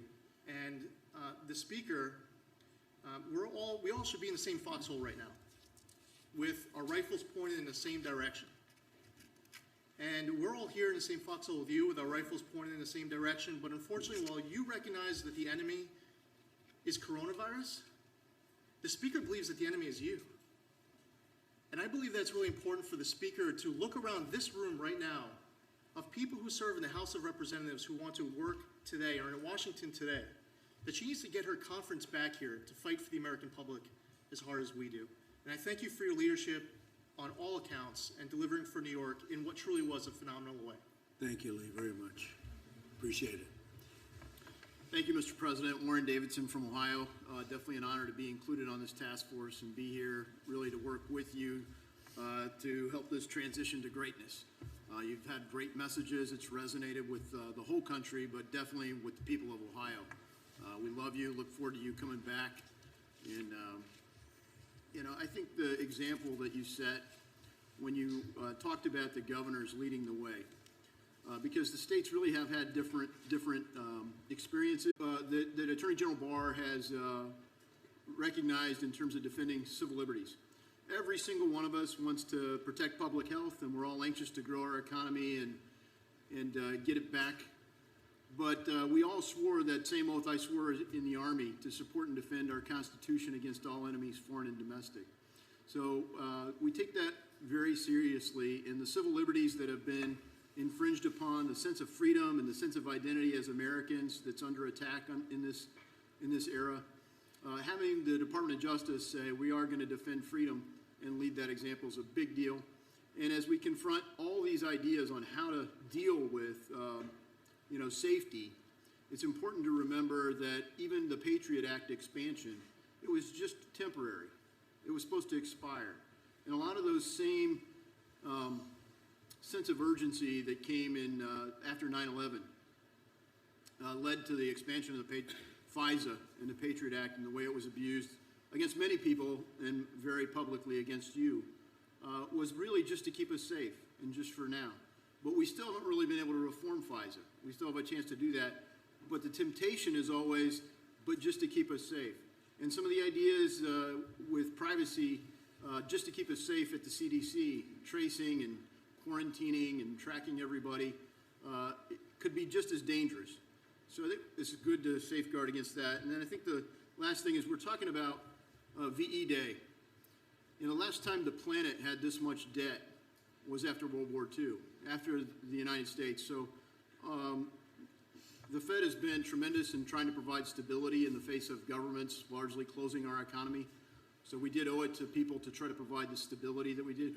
But most people realize that you can't print an entire year of GDP. So we do have to be cautious about unsettling the monetary system. It's worked great for us since Bretton Woods.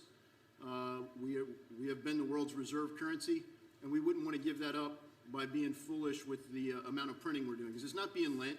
There's no lender. We're not really borrowing it. We're printing it. And that's undermining the value, the full faith and credit of the United States. We have lots of countries doing that around the world, and the dollar still is the strong one. But we should be cautious to think that we can somehow do this in an unlimited way. So thanks for the things you're doing and the leadership you're doing, leading by example, and it's an honor to be part of it. Thank you. Thank you, Warren. Thank you very much. Hi, Mr. President. Andy Biggs, Arizona. Thanks for letting me be here with you today. Thanks for coming to Arizona this week, being at Phoenix and Honeywell. Factory converted, doing 10 million N95 masks on a regular basis, and there's going to be 10 more out of their Rhode Island plant. Thanks for being there. We had Sammy's restaurant from Tucson up, but we also had several Latina business owners there that are strong supporters. And why are they supporters? Because of the economy that you built and you put in place. And Arizona's ready to open up. They're energetic. They want to open up. They have faith and confidence in you and your leadership because they know what happened before. You built a marvelous economy, lower taxes, reduced regulations. That really did a great number for our economy, and that's fantastic. I'll tell you, we are just as frustrated that that Speaker Pelosi won't bring us back to do work that we need to be doing. We need to set the example for the American people that we're ready to be here. If you can go to a Starbucks coffee, as Kevin said yesterday, you should be able to come to Congress. So just so you know, the House Freedom Caucus is, we had a meeting last night. We'll be meeting every day next week here in Washington, D.C. We want Speaker Pelosi to know we're ready to work. We come to work. We represent the people. Thanks for your leadership, Mr. President. It's an honor to be with you. Very much, Andy. Thank you. Mr. President, Andy Barr from Central Kentucky, thanks for your leadership and for inviting us here today. I want to share with you 3 quick stories from my district that illustrate how effective your administration has been in responding to this public health emergency. These stories have not been reported by the press, so I want to direct these stories to the press because they need to know how effective you all have been in responding to us and the American people. First is Dr. Mark Doherty, an epidemiologist at Baptist Lexington, largest private hospital in my district, a nationally known infectious disease expert. He comes to me in March, early in the pandemic, and he says, we can do convalescent plasma therapy. He was one of the first epidemiologists in the country to want to do this. He went to your FDA, sir, and within 4 hours received approval to do convalescent plasma therapy, saved 2 lives on Sunday night. The approval was on Friday. Second, he comes to me and he says, we can save personal protective equipment if we use telemedicine within the hospital. The problem is we need approval from the federal government to do that. So we go to CMS, to Seema Verma, and we say, we can do a Bluetooth stethoscope with an iPad and telemedicine and FaceTime.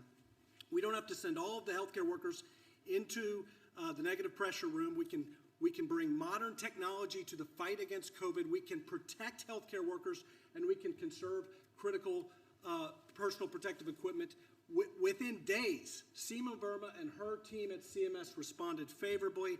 That is a nationwide policy change that saves lives for healthcare workers and conserves scarce personal protective equipment. And then the next story is Steve Stone from Nicholasville, Kentucky. He works for Sagent Pharmaceuticals. He comes to us and he says there is a critical shortage of the sedative propofol, which is used for COVID patients on ventilators in New York, by the way.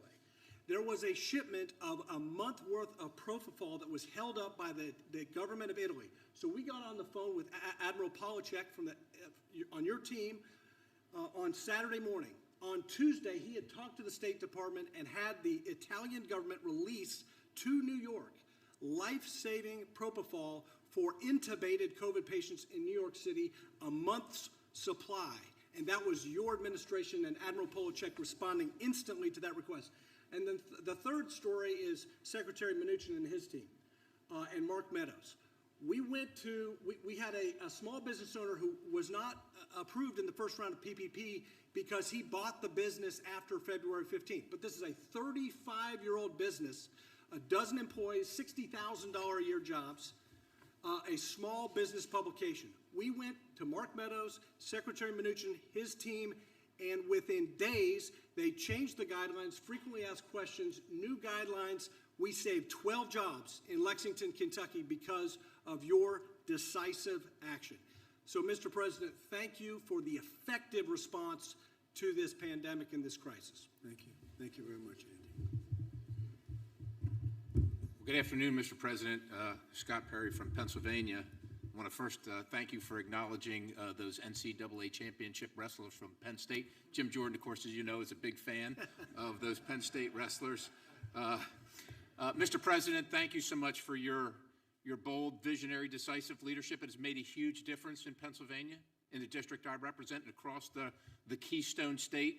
The PPP in particular saved countless jobs. It has been a lifeline for the small businesses across the country, across our state, and of course running it through the local banks, getting government out of it, letting the banks, our local community banks handle that has been it's because that's who people know. They have a relationship, and the bankers, of course, know them. And so that's worked really well. But I will tell you, in the transition to greatness, what I don't think we did envision is the same bold vision and leadership that you have had in some of our state governors. And right now, just last night, our governor announced that we in Pennsylvania are going to stay locked down until June 4th. Mr. President, our businesses are dying, and I don't know what. Look, you know, we shouldn't have to make this choice. We're Americans, and we can do two things at one time. You have proven you can do many things at one time and be effective. We have about 65% of our deaths in Pennsylvania happening at elder care facilities, at assisted living facilities, not in hospitals, but at these elder care facilities. The PPE is going to the hospitals. The money a lot's going to the hospitals because we shut them down. The governor's made a choice, instead of helping some of these elder care facilities, we have a website where people can snitch on their neighbor who's going to work or who is opening their business in contradiction to the order. That's not bringing anybody together. So a couple things. Extending the PPP, the 8 weeks, until after the governor opens the state, because employers now don't want to have to pay for employees who are not going to be able to come back to work, right? Because the state is shut down. You didn't do that. The governor's done that, right? So the transition to greatness, I think, might include something like that. Right now, we have counties that want to open up. The governor said no. Counties want to open up. They're not sure. They're scared that if they open up and again, violating, so to speak, the governor's order, that will stop the flow of federal dollars for the programs that you already have. And so some assurance that they can do the right thing and get their people back to work as Americans would be very, very helpful. I would say this as well, Mr. President, the unemployment benefits in the real world, we tried to do the right thing, you tried to do the right thing. Employers are thankful for the fact that they won't be held accountable if their employee doesn't come back to work. But when you have a governor that doesn't want to enforce the policy, it's not really helpful because the employer needs the employee to come back. They need them to come back. And so maybe take a look at that. And finally, in this transition to greatness, Mr. President, China, once we get through this, there must be an accountability. There must be an accountability. We all want to get back. We're here. We're ready to be at work. Speaker Pelosi apparently is not. But if she is going to do phase 4, she's working on her own. She doesn't involve our leadership. She doesn't involve Kevin. She doesn't involve anybody here. Mr. President, the prescription to get us back to work and healthy as an economy, quite honestly, is simple. And you already know it. You've already talked about it a million times. Let's just get back to work. Let's just get back to work. Thank you, Mr. President. Thank you very much. Great. Thank you, Mr. President. Greg Murphy from Eastern North Carolina. I appreciate your strength. I appreciate your persistence. I'm a surgeon, and I appreciate decisiveness. It's been nothing but a merciless last 4 years that Schumer, Pelosi, and her cabal have essentially tried to undo the 2016 election. I've only been in politics a relatively short period of time, but it's obvious to me that there are people in this country who hate you and hate this administration more than they love this country, and they will see it torn down. This crisis has highlighted this. We thought that this possibly could be a way of bringing our nation together, but unfortunately partisan politics has ruled the day. This has been building a plane while we've been flying it. I think that's a very good analogy, but the plane is built and it's time to land. It's time that we made decisions based upon fact, not fiction, not fear-mongering, not cartoons by the media, but truth. And wouldn't it be nice to get the truth? We believe enough in our American people that we believe in what they can think. So I would ask the same for you from North Carolina that you do from Pennsylvania to talk to our governor, to let us come back to work. Let us look at a regional approach in North Carolina. It makes sense. We look at the science. We can do this. We're not inventing the wheel again. So I thank you for your strength. I thank you for your persistence and your leadership. Thank you very much. Thank you. Mr. President, Mike Johnson, thanks for having us today. We've been anxious to get back to the Hill, and we wish we could be in the House doing our regular work, and hopefully we'll get back to that. I represent two important groups today. One is the resilient, hardworking people of Louisiana. We've had a tough run here. I mean, the pandemic hit us pretty hard, and then, of course, we've got the crisis in the oil and gas market, and we're going to recover from that. But the people there are soundly behind you, and so many of them always tell me when they know I'm coming back here to give you their regards and their encouragement and their thanks for what you're doing, your principled leadership. I would echo what's going on in Pennsylvania, North Carolina, Louisiana as well. Our governor's keeping us shut down, and our free market needs a chance to thrive, and if we can do that, we will. It needs to be a region-by-region basis. The second group I'm here, I guess, representing this morning is the Republican Study Committee, the largest caucus of conservatives in Congress. And as the chair of that group, all these guys are leaders of it as well, and we've been trying to advance our core principles. And we came out Monday last with a 37-point blueprint, a framework that we call a return to prosperity and accountability and recovery. And basically what we've done is distilled the work that we had been putting into about 15 months prior to the pandemic to come up with a playbook, a conservative playbook to run when we return to the majority, which we still think we could do. I'm looking for anything that's dealing with For example, aerospace. for holding China So, accountable all the way to as I empowering the American explained, worker. We think it's consistent with I'm a lot focused on investing of in the the future, administration and and what you've articulated aerospace is and what one. we work together. And I'm looking for I would end with companies this. that's really The whole associated team, with your whole SpaceX. administration has been so accessible So I and have transparent one with on what the Dan said. I've radar. written those two words down So if before you you just said see it. me That just marks the going Trump back and administration. forth And I through could name each one of them on your industrials, team here. They've again, all I'm been just helpful and grateful to looking us. for We had a conference call with Mr. Kudlow the other day, and he stocks said that something at the is end of it that invested with resonated with me. He said, aerospace. you know, our time-tested principles cannot be abandoned now. That's what's going to guide us through this, right? And we were on mute, but we all said amen. And it reminded me of what Reagan said in his farewell address when he was leaving, you know, his storied time at the head of the country. He said, they call me the great communicator, but I wasn't that. He said, I was just communicating great things, and they're the same great things that have guided our country since its founding. We believe in those time-honored principles. We believe in individual freedom and limited government and fiscal responsibility and free markets and lower taxes and less regulation. Those are the things that are going to guide the country back in this transition you're talking about. And we're so grateful that you and your team are holding the line on that. We'll be with you. We're your foot soldiers. We're ready to go to work, and we thank you again for all you're doing. Thank you very much. Great. Oops. Well, I want to say thank you again, President Trump, for coming to Arizona. And it was such an honor to be on Air Force One with you. It was my first time, so it was awesome. But I want you to know that I believe you are exactly the right person for the job. Despite all of the Democrats, the top Obama people, maybe President Obama himself, since we found out yesterday, trying to take you out, despite all of that, you led our nation into the greatest economy in the world, and I am totally convinced that you will do it again.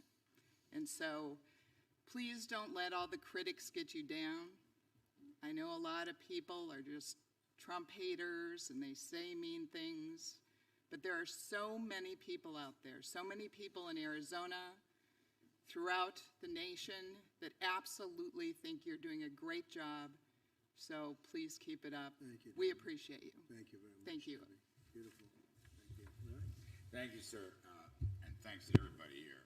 Some wonderful words, and we appreciate your strong efforts and support. We have a lot more to do. I just want to connect a dot or two. Kevin was talking, Kevin Hassett, my friend and colleague, and we were in the Oval last night talking about these are temporary job losses, probably 3/4 of them, if not more. If you had told me that I would go on the air on a day when we lost 20 million jobs and the stock market would go up 400 points, that would have been very interesting. I've been around a while. I thought I'd seen it all, but this is a new wrinkle. I don't want to repeat this experiment, but I'm just saying. And I do think it's because it's temporary. And I do also think the stock market bottomed in March 23rd. I know it fluctuates and so forth, but I think that a lot of the things that Stephen has negotiated, we've heard about the PPP extending it and so forth, I think that's one reason why these are temporary losses and why the market is shrugging them off. And I do want to reiterate, it is very possible that we will get a lot of these jobs back fast. It's very possible, as private surveys and even the CBO, we will have a 20% increase in growth in the second half of this year, as you say, sir, as a transition. And then finally, I want to say that, and I appreciate your comments very much, sir, if we stay to the principles that worked the first 3 years, I mean, through January and February of this year, the economy was growing at 3.1% at an annual rate before the virus hit. Low taxes, rollback of regulations, energy independence, good, fair, reciprocal trade deals, the building blocks of a blue-collar boom, of a middle-class wage boom, middle-class wages and less, and a small business boom, which is the heart of the Republican Party. There's no reason. You did it once, and if we stay with those principles and do it again, and next year, 2021, can be absolutely a spectacular year. So I really believe that. And I would just say it is my honor to be part of this, sir. Thank you very much, Larry. Thank you, Mr. President. I want to thank everybody around the table. I've had the opportunity to speak to almost all of you and all of your ideas. As others have said, it's the President's economic policies that led us to great success. I have the utmost confidence. We have the greatest scientists, the greatest medical people. There will be a vaccine. We will kill this virus. And the policies that you've put in place recently are protecting American workers and American business as we go through this difficult time. So thank you, Mr. President. Thank you, Steve. I appreciate it very much, and you've done a great job. So we're looking at the transition to greatness, and I think it's starting right now. It's really what it is. It's a great term. It just came out at this meeting. That's right. It came out by accident. It was a statement, and it came out, and you can't get a better one. We can go to Madison Avenue and get the greatest geniuses in the world to come up with a slogan, but that's the slogan we're going to use, transition to greatness, and it's starting right now.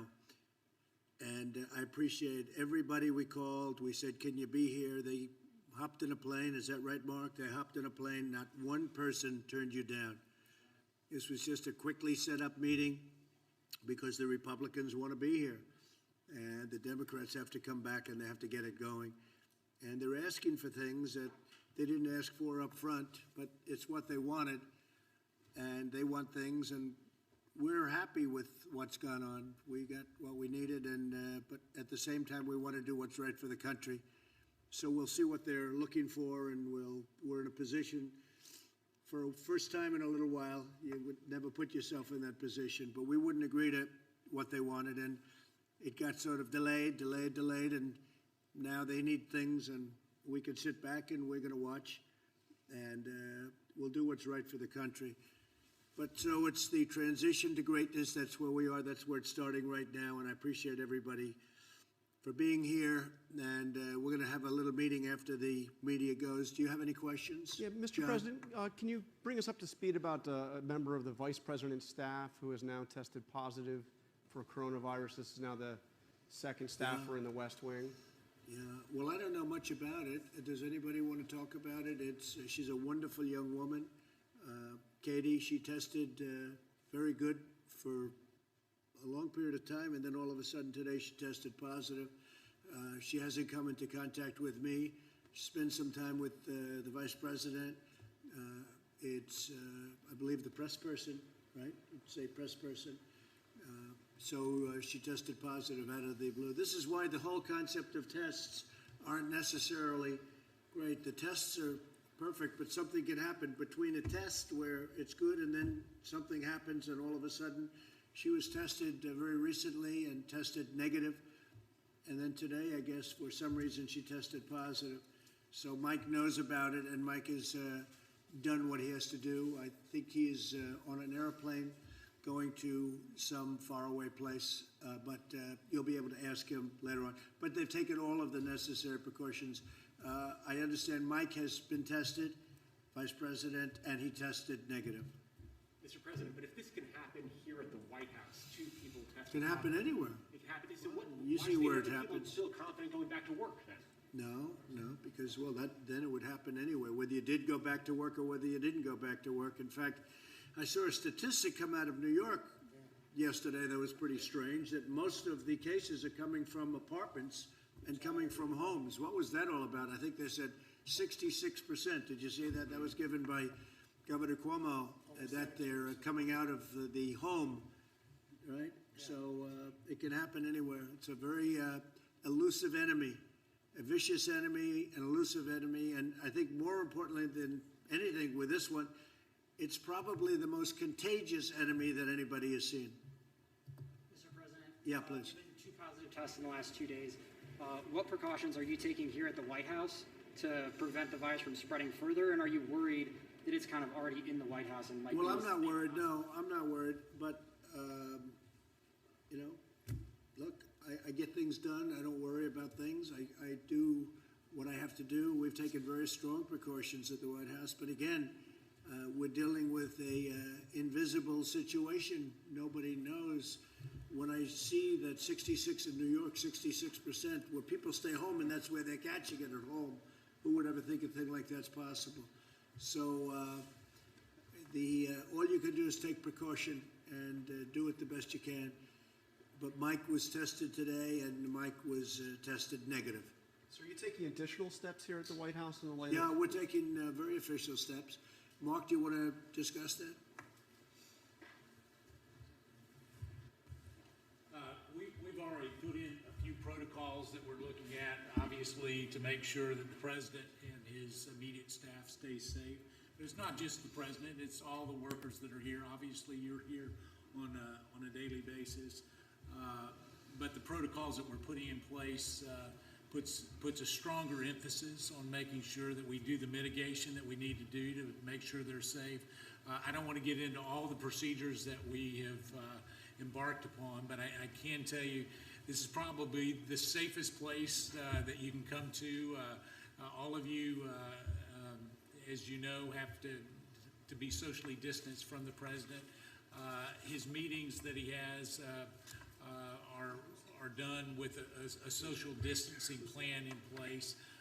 Outside of that, we may take some additional precautions as it relates to the vice president and the president in terms of just making sure that the people that come in contact with both of them are done, that it's done in a way that makes sure that we keep the president safe. Additionally, every member that came here today, they were tested just in case there's a closer contact than we might have. But we put in some additional protocols over the last 48 hours, and we'll continue to monitor. Mr. President, are you satisfied with the measures that have been taken so far? I really am. Look, I understand what we're dealing with. We're dealing with something very serious. And the fact that you have it doesn't mean that it doesn't go away. All right? You can have it and get through it very easily. Some people have a harder time. Most people get through it. Some people are devastated by it. But the fact that you get it doesn't mean, I've had numerous people say they have it, and a couple of days later they're better. Some people say they have it, they think, and there's almost no symptom. Other people have it and bad things happen. So, but for the most part, when you have it, you get better. And supposedly you're immune, although they're not 100% sure about how long that immunity lasts. And is there, Mr. President, is there a reason why people just aren't wearing masks at the White House? Well, they are. People But that they're not, sir. no, people that are serving me are. We have The not people- seen anyone wear a mask around you, sir, in the last Yeah. few weeks. So I can speak to that. You know, as we look at this, the people that are in close proximity to the president obviously have tested negative. The mask that you wear is generally to keep other people from being infected, and so as we look at that, you know, I can tell you that the testing protocol is a strong regime, and as it gets close to the president, some of those that serve him will wear a mask in those closer proximities. Here's what I would offer off the record to all of you is I know, John, we spoke about this earlier. If you've been on the campus for your safety and well-being, the president's made available to make sure that you can have testing just for the peace of mind. So before you leave today, we've made those arrangements to make sure that you can be tested as well. But we have a lot of people wearing. I'm just looking around. Look at Shave, White House photographer. I'm sure most of you don't know her, but to the best of my knowledge, she's wearing a mask. Is that a mask? Yes. I think to the best of my knowledge, it looks like a mask. Mr. President, could you clarify the status of the Phase 4 negotiations? Earlier, Larry said that they were being paused and potentially for a couple of Well, weeks. we're in no rush. We're in no rush. When you see jobs The out like today, why are you in a Democrats, rush? the Democrats have to do what they have to do, but I would say we're not looking. We want to see what they have, but I can't say that we're in a rush. We were in a rush to get the money out to people. We have gotten the money out. Some money is stalled because of state machinery. You know, they have old computers, 45-year-old computers. And we said this was going to happen, and I didn't want to do it that way, but the Democrats insisted on going through this particular apparatus for a certain reason, and that money stalled. But that's their fault, and I think they accept responsibility and blame, the Democrats. Mr. President, you said recently that you would, if necessary, be the first person to get a vaccine. How important do you think a vaccine ultimately is? Well, I didn't say I wanted to. That's not a correct statement. I said, you said, would you be? And I said, if it was good for the country, I'd be. And if it was bad for the country, I'll wait to be the last one, or I wouldn't do it at all. No, I was asked whether or not I would do it as the first person. If I thought that was a good thing for the country, I would. I don't, personally, and I have to say, I think we're doing very well on vaccines.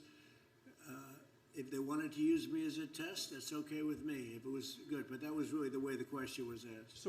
But how important do you believe a vaccine is to getting out of this? And what do you say to those that this growing anti-vaccine? Well, I feel about vaccines like I feel about tests. This is going to go away without a vaccine. It's going to go away, and we're not going to see it again, hopefully, after a period of time. You may have some flare-ups, and I guess, I would expect that. Sometime in the fall, you'll have flare-ups, maybe.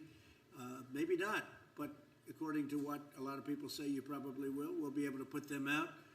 You may have some flare-ups next year, but eventually it's going to be gone. It's going to be gone. There are some viruses and flus that came and they went for a vaccine. They never found the vaccine, and they've disappeared. They've never shown up again. They die too, like everything else. They die too. And so whether we do or not, I think great progress is being made by Johnson & Johnson, by Oxford, and some others. NYU, I see, is very advanced. But if you don't get it, this is going to go away at some point. Mr. President, what evidence have you seen that this is going to go away without a vaccine? I just rely on what doctors say. They say it's going to go. That doesn't mean this year. It doesn't mean it's going to be gone, frankly, by the fall or after the fall. But eventually it's going to go away. The question is, will we need a vaccine? At some point, it will probably go away by itself. If we had a vaccine, that would be very helpful. Be very happy to have a vaccine. How often do you meet with Dr. Birx, Dr. Fauci, and the medical experts, or have you essentially just moved yourself on to the economic aspect? No, I listen to them. I have a lot of respect for them. Dr. Birx, Dr. Fauci, and we have some other people that are very good. No, I listen to them very, very intently. But how often do you meet with them? Talk up, you have a mask on your face. How often do you meet with the medical staff and the medical experts? A lot. Mr. President, for the unemployment. Do you find the CDC protocols to be an impediment to opening up the country?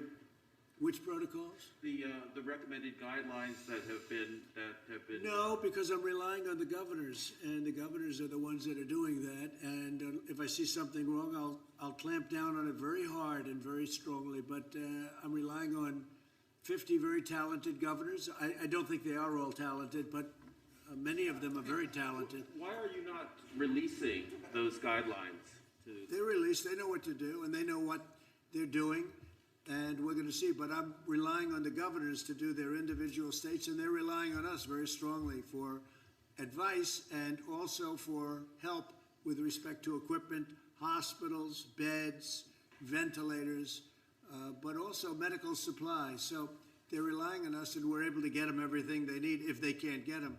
Ideally, they can get it, but much of the things that we're getting and we've gotten for them, we're able to stockpile in their states. So we're sending it around. We're sending more than they need. So if this should happen again, they're going to be ready this time. And what happens, though, if the infections go spike once the government... You have to put out the fires.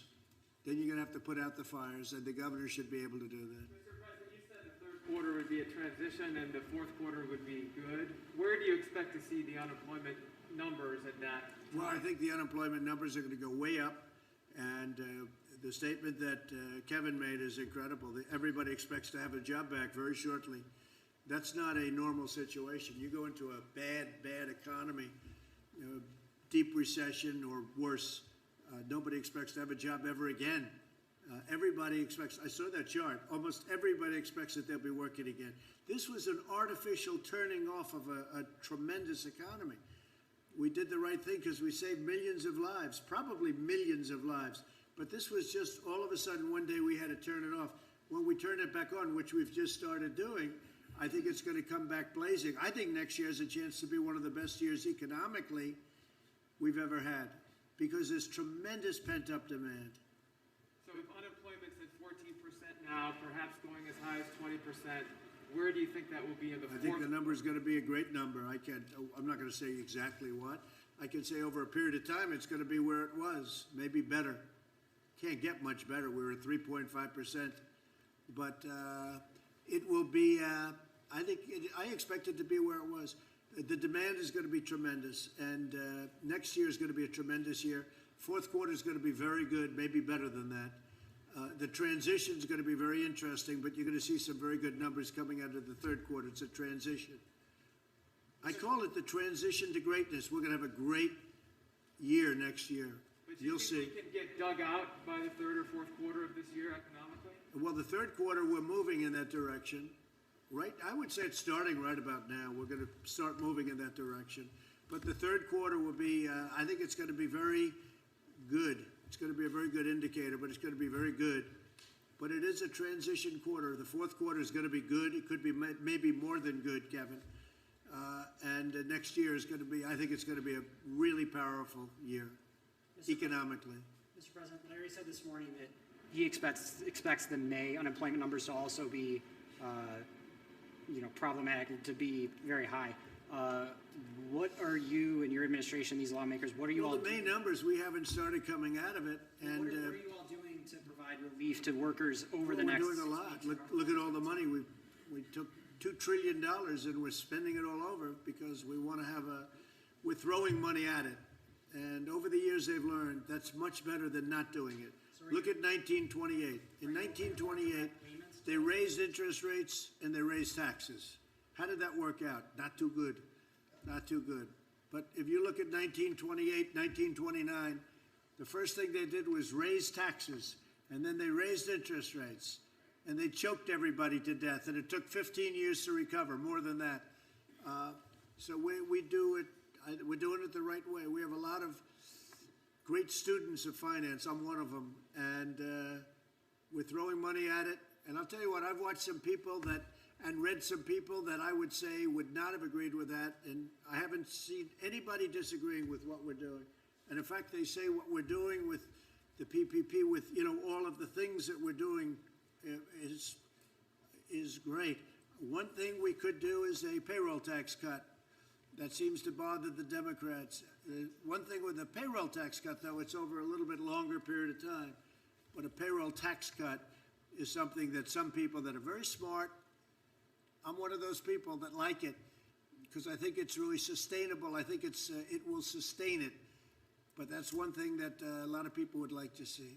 Mr. President, you were with seven. Another thing they'd like to see is a capital gains tax cut, meaning no capital gains. Some Republicans are true hardline Republicans around the table. Not all of them. Some people might say, Louis might say, forget it. But some people would say that a capital gains stoppage, cutting capital gains, getting rid of capital gains tax, they've said that for many years would be a great thing. The true conservative Republicans around this table, of which there are about seven solid, but I still like the other ones too.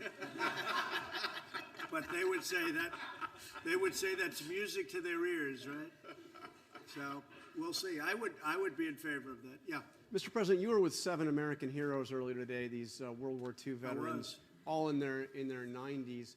Did you consider wearing a mask when you were with them, given they're in that? No, because I was very far away. I appreciate the question. I was very far away from them, as you know. I would have loved to have gone up and hugged them because they're great. I had a conversation with everyone, but we were very far away. You saw. Plus, the wind was blowing so hard in such a direction that if the plague ever reached them, I'd be very surprised. It could have reached me, too. You didn't worry about me. You only worried about them, and that's okay, because I think they're so pure it will never happen, all right? They've lived a great life. But, no, the wind was howling, and I didn't see anybody with masks. I don't know, maybe there were. But they were They were great. I had conversations with them, but I was standing, as you noticed. Would you say I was quite far away? Thank you, John. Mr. President. Appreciate that. Mr. Your book was very good, by the way. It was better than I thought it would be. No, it was actually a very good book, but it was actually better about me than I thought it would be. So I appreciate it. You've known me for a long time. 26 years. This wasn't really in the schedule, right? I knew him long before I thought in terms of this, but we had one very good story, right? When we were interviewed at the hotel, and he took a lot of guff. They said, he's not running. Why you did this? Was before I announced. And I've been toying with it for a long time, but never did it, never decided. And he took a lot of guff. But he also got great ratings when he did that interview. So I don't know. But it turned out to be a very interesting interview. It was a good interview, sir. It was a good interview. Your book is very good. Congratulations. Thank you. How's it doing? Bestseller list. Bestseller. Bestseller, yeah. That's good. Like Congressman Crenshaw. That's good. Oh, Dan. Dan is doing good, right? Well, is that because I endorsed his book? That's a great book. I'll tell you, he did something else great. He did a thing on Nancy Pelosi that was so incisive. Did you see that? He did something that was so incredible, and I actually pinned it on top, right, Dan? We pinned it on top. You were fantastic. Have you done this before? Yeah, I make videos all the time. You should share them more. Well, that's true. I'll tell you, great job, Dan. You're a great guy. He's a great guy. So is that it? Are you guys all finished? One more, Mr. President, if you Go don't ahead. mind. What kind of a mask is that? It's a mask. It's a blue mask. It's like a catcher's helmet. What? That looks like a catcher's helmet. Go ahead. I used to play catcher, so it makes sense. The federal watchdog found that Rick Bright's removal from HHS was improper. They're blocking that move right now. Have you seen that report, and do you have any response to it? I don't know. To me, he looks like a disgruntled employee. I don't know who he is, but to me, he's a disgruntled employee. And if people are that unhappy, they shouldn't work. If you're unhappy with a company, you shouldn't work there. Go out, get something else. But to me, he's a disgruntled guy, and I hadn't heard great things about him either. Mr. President, about Lieutenant General Michael Flynn, he pleaded guilty twice and admitted before God that he had lied. How does that comport with your present position? Well, I'll just go, and these guys can give you a better answer than I could, most of them in this room. But I'll tell you what, number one, they played the son game. We're going to go after your son, and number one. And number two, the FBI guys, as I know it, and I found out, Devin, they didn't think he lied at all. They said he didn't lie. They didn't know what they were talking about.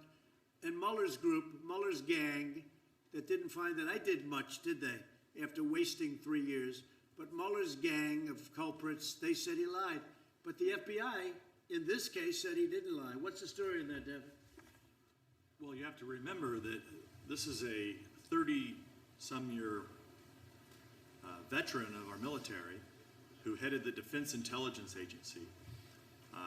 It would be preposterous to think that he was a Russian agent, and everybody in the press knew this. They had early versions of the dossier. They knew the Democrats were pushing the dossier, and the fact that someone would even ask this question about General Flynn, who was clearly, he was exonerated on January 4th before you were even sworn in to office. We know that from the FBI agents who were reviewing the case. I'm not even sure it was properly predicated to review General Flynn in the first place. You know, there's a lot of people in this town, in the swamp, that all of these people in the media know that work on behalf of foreign agents and aren't registered. And General Flynn, who's a 30-year war veteran, the way that he's been treated, the way his family's been treated, the way that he's lost his livelihood, he lost his house, and I think the American people owe him a debt of gratitude, and this government owes him and his family an apology.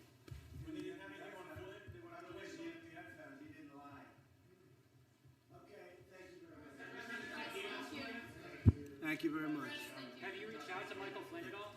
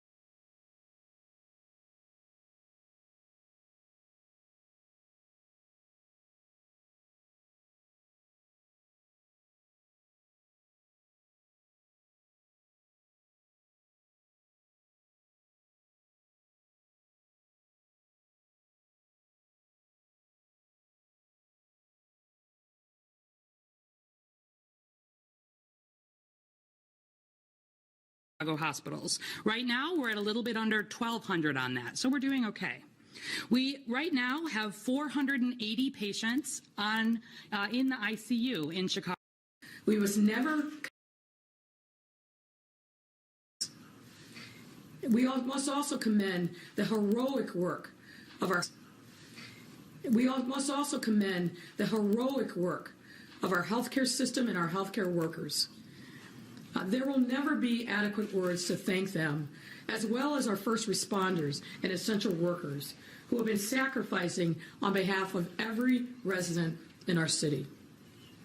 We've begun to flatten the curve of Chicago's COVID-19 cases. However, as I said before, we must never confuse promising gains with outright success. We are not at the point where we can begin reopening our city yet. The light at the end of the tunnel is absolutely there, but it's still just a glimmer, and we still have a long way to go before we can safely return to the way things were before. We will get there, but we have to do it in a way we've always done it from the very beginning of this pandemic, to be guided by the data and the science, our public health guidance, period. To do otherwise would be reckless, irresponsible, and of course, deadly. And I will not allow that to happen in this city. That's why today I'm proud to be joining our Public Health Commissioner, Dr. Allison Arwady, and others here to announce the Protecting Chicago framework, specifically designed for Chicago's residents and businesses, and encompassing a clear, data-driven 5-phase process. This framework was created to enhance Governor Pritzker's outline for reopening our state and tailored to our unique environment here in Chicago, and build on the governor's leadership across Illinois through this crisis. We have been working on these plans for weeks, but we agreed that the state, of course, should go first, and then we would work to harmonize our plans with those laid out by the state. Protecting Chicago framework is more than just a roadmap for city leadership. It's about protecting all of our residents and businesses, as well as protecting the future of our city as we move through this crisis and lay the foundation for the recovery that must and will follow. This also represents a framework for the dialogue we'll be having with our residents and businesses throughout our reopening process, a process of dialogue that's been ongoing throughout. The first phase of protecting Chicago follows the strict guidelines of staying at home and maintaining safe physical distance from anyone who you do not live with. Phase 2 does the same. However, while also seeing us flatten the curve of Chicago's COVID-19 cases, and we believe that we are in phase 2 now. And its rules are the ones we all know well. Only go out for essential activities, brief walks near your home, and when you go out, wear a face cover and practice safe social distancing. Following this phase, when the science and the data allows, we'll move to phase 3, which will be a limited reopening. This includes non-essential workers returning to their jobs in a phased manner, and select businesses, nonprofits, and city entities opening if they can demonstrate a plan for appropriate protections for employees and customers. This phase also allows for a limited reopening of some public amenities and small non-business social gatherings limited to 10 people or fewer. However, make no mistake, this phase still has us wearing face coverings and physically distancing when meeting others. It also has those of you who are sick continuing to stay home. And this guidance that even if you're a little bit sick, that you must stay home will continue for the foreseeable future. Those that are a member of a vulnerable population will also be advised to continue to stay home. And those you've come into contact, and if you've come into contact with someone who has COVID-19, continuing to stay home, as well as immediately contacting your healthcare provider if you have COVID-19 symptoms. Phase 4. Phase 4 sees us reopening a little further, with additional businesses coming back online, more restrictions being lifted, and additional reopening of public amenities, with all residents continuing to wear face coverings and physically distancing, and vulnerable populations continuing to shelter in place. Finally, after all the appropriate measures are met, we will reach Phase 5, our 5th star, which is a near complete reopening of our city. That means businesses are opening up, workers returning to their jobs so long as they're staying healthy, and most activities and events resuming, though possibly with some caveats. This phase will be supported with workplace screenings and tests. I want to pause for a moment to take a special note about our businesses. What I want is for our city to come out of this crisis stronger and more resilient than we've ever been. I want our recovery to stand as a model for other cities around the world. I want nothing less than for our efforts over the coming months to truly warrant a 5th star on our flag. However, we are facing an urgent crisis with scores of businesses struggling to survive, particularly our small and micro businesses, many of whom are truly hanging on by a thread. Based on the numbers we are seeing, if these businesses don't open soon, many will be forced to close their doors entirely. And so, to our businesses, I want you to know that we're doing everything we can to keep that from happening, and will continue to do so throughout every phase of this crisis. Of course, we have to be led by the data and science, and only opening additional businesses when we can do so safely. And the question of safety is one that we will need to continue to be in dialogue with a variety of businesses by type, sector, size, and that will also influence and inform our public policy. In a moment, Dr. Arwady will be offering details on the specific metrics we'll need to see in order to move from Phase 2, where we are now, to the next phase of our reopening. But they really boil down to answering 4 key questions. 1, is there a decrease in the rate the disease is spreading? Critically important. We've seen progress, but not a decrease yet. Do we have testing and contact tracing available to track the disease and limit its spread? Are there enough systems, support systems in place for our vulnerable populations? And last, can our healthcare system handle a potential case surge? If the answer is no to any of these, then we simply cannot and will not move to the next phase. We will also, if necessary, take a step back if that's where the data leads us. Over the next several weeks, we'll be providing further details for businesses and public amenities related to each phase of our reopening based on the continued dialogue with each sector in our city. And to that point, as I mentioned earlier, protecting Chicago is more than just a framework for city leadership. It's also a framework for continued dialogue. Protecting Chicago itself was created in partnership with community and industry working groups from across our city. We want this process to continue to be an important and rigorous dialogue between residents, businesses, and local organizations. One size does not fit all. As I said to the alderman earlier today, we need to hear from all of Chicago in order to develop the best ways to reopen safely and move our city forward.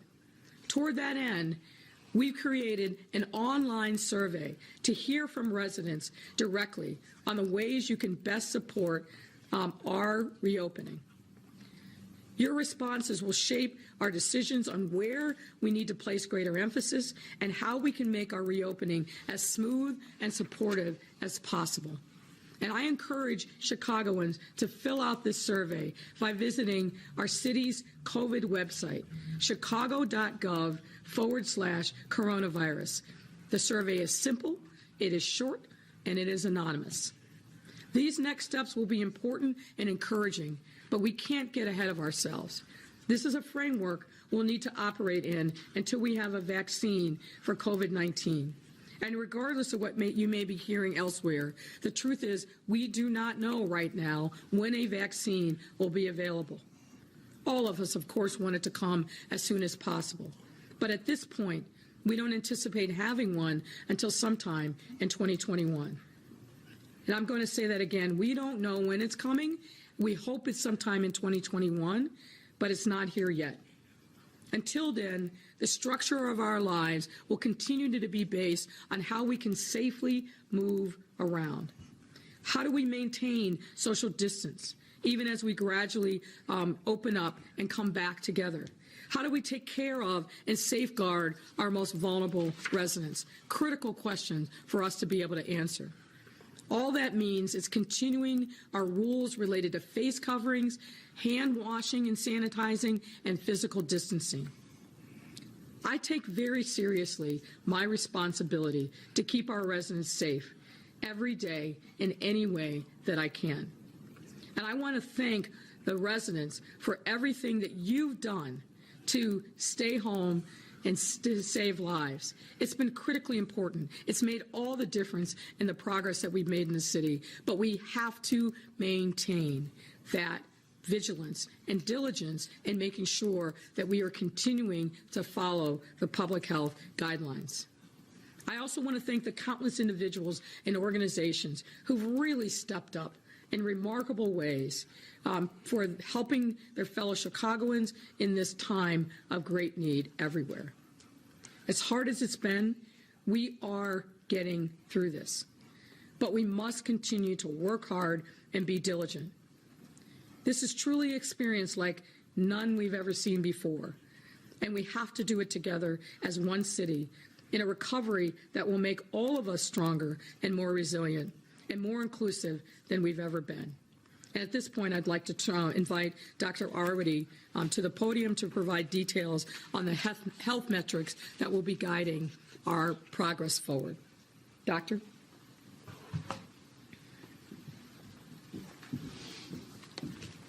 Thank you very much, Mayor. So it's my job to give you a first look at the specific public health data we'll be using as Together We Protect Chicago.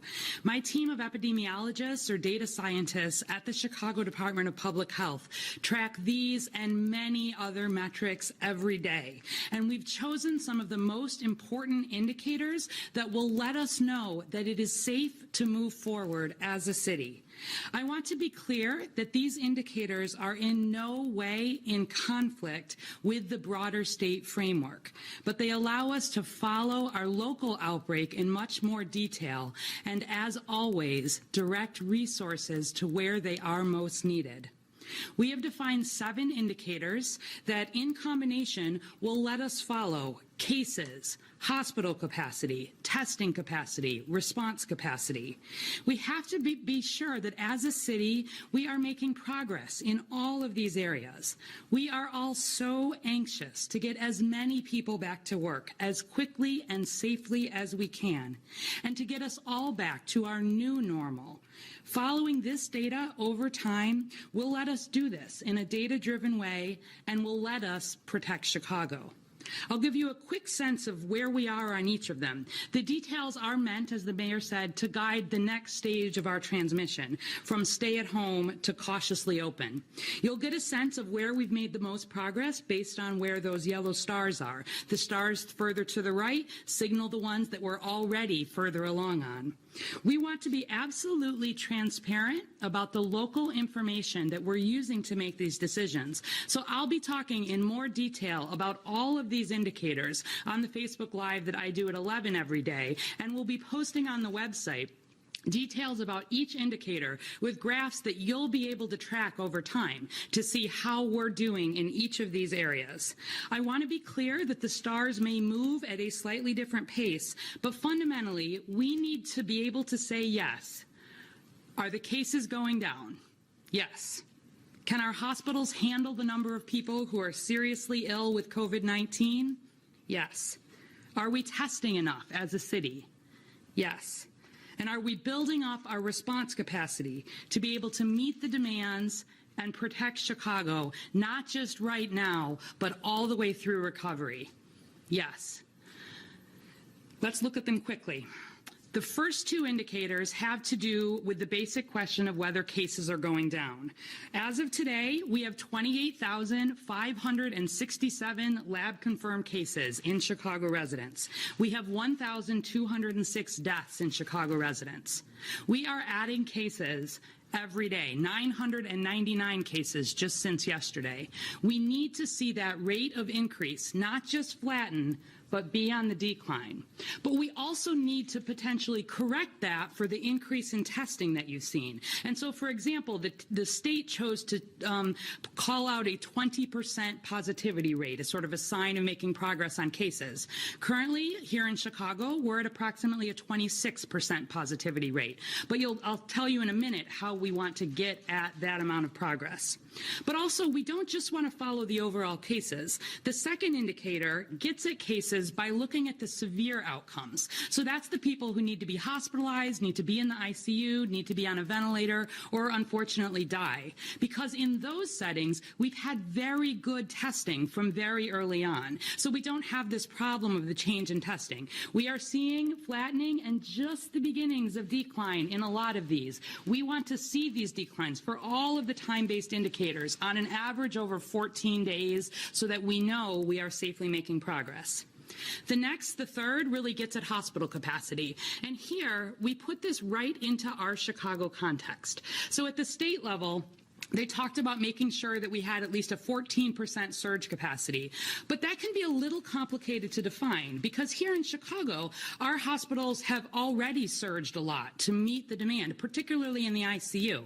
And so every day we do follow. We know that, for example, right now about 20% of the ICU beds are available in Chicago. But what we wanted to do was turn this into something that we can follow and everybody can understand over time. And so we've set some pretty specific goals. We've said, for example, that our hospital beds outside the ICU, we don't want to see more than 1,800 COVID patients needing non-ICU beds in Chicago hospitals. Right now, we're at a little bit under 1,200 on that, so we're doing okay. We right now have 480 patients in the ICU in Chicago hospitals. We really can't handle more than about 600 COVID patients across our ICUs. We have 321 patients, COVID patients on ventilators. We can't handle more than about 450. And so setting these concrete numbers helps us understand that as we open, as we potentially see some small increase in cases, we don't run the risk of overwhelming our healthcare system. The next indicators are all about testing capacity. So again here, the state has said we need to make sure that we can test across a range of different groups. Obviously, we agree with that, and we're working towards that. But we wanted to set some more specific goals. And so specifically for testing capacity, we're really saying, you know, by the end of the month, our goal is to be able to test at least 5% of Chicago residents every month. That works out to us being able to do 4,500 tests a day here in Chicago. We're at about 3,000 tests a day here in Chicago, so we're hoping to grow that by about 50% just over the next few weeks. And certainly as more federal testing resources have come through the state and the state's been partnering to push testing resources in, we've seen that grow. We've got other plans to grow that. But we feel that that indicator gives us a place for this next stage to feel confident that we're doing enough testing. But we're not just using that number. We're looking again at this percent positivity rate. And that has to do with how many tests are positive divided by how many tests are you doing overall. And really, if I was going to choose one factor, this is the one that helps you know how you're doing as a city, as a state, as a country. The way you see your percent positivity come down is either by bringing down that top number, having fewer new cases, or by increasing that bottom number, doing more testing. So where we have a percent positivity that is high, we need to do more testing as we see the cases come down. And so we're defining, we actually want to set some different goals for the tests that we do in our congregate settings, meaning our nursing homes, potentially in the jail, in our homeless shelters. others, where we actually are expecting to find some more cases, and we want to set a slightly lower goal for percent positivity that we're seeing in the community. These are not final goals, but we wanted to set, some idea of where we're really hoping to be as we move into the next phase. Syndromic surveillance is a way at understanding what cases are looking like as people come into the emergency department without needing to test them. It helps us put a finer point on case rate, hospital capacity, and testing, and so that's another one that fits in. And then finally, our capacity for response, case investigation and contact tracing. We already are growing this capacity, but we want to make sure we have an expanded system in place, and we're doing all kinds of work to grow that over the next few weeks to make sure that while we track these metrics, we of course are responding. So we will see these move at different levels, at different points over time. The big buckets, we are confident that we will see the movement that we need to, as long as people through the month of May continue to abide by the stay-at-home order.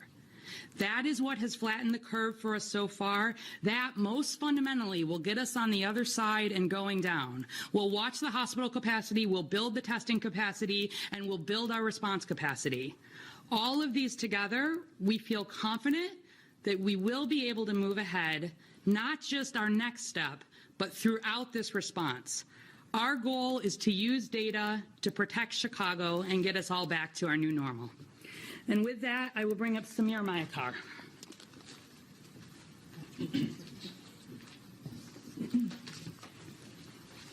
Thank you, Doctor, and good afternoon, everybody. I'm here to talk about engagement. As you heard from the mayor, our process for reopening the city is one that involves dialogue and communication. You've just heard from Dr. Arwady about the health guidelines that we need to move to the next phase. But what's on probably a lot of your minds is what will happen within each phase? What will life look like? And per that end, we've partnered with industry, with community organizations, and with organized labor to help us develop detailed playbooks of guidelines within each phase. Now, as a former small business founder, I know that we cannot take a one-size-fits-all approach to our industry. We need to listen to the nuanced needs of various types of businesses, and that's why we've launched 10 industry reopening groups. Those groups are going to focus on safe interactions for workers and for customers.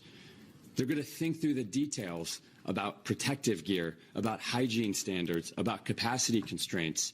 And in the coming weeks, you will see guidelines that are very detailed in terms of what will the next phase, the cautiously reopened phase, look like. Finally, in addition to engaging industry, we want to hear from you.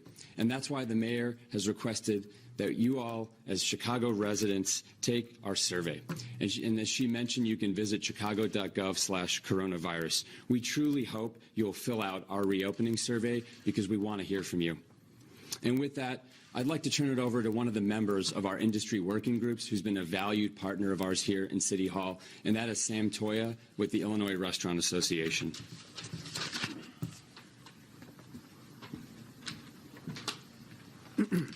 Thank you, Samir. I'd like to thank Mayor Lightfoot for her steadfast leadership throughout the ongoing crisis. I always say communication and education is the key to success. Mayor Lightfoot and her team are always communicating and educating, and they also want to be educated and communicated back with. We really appreciate that.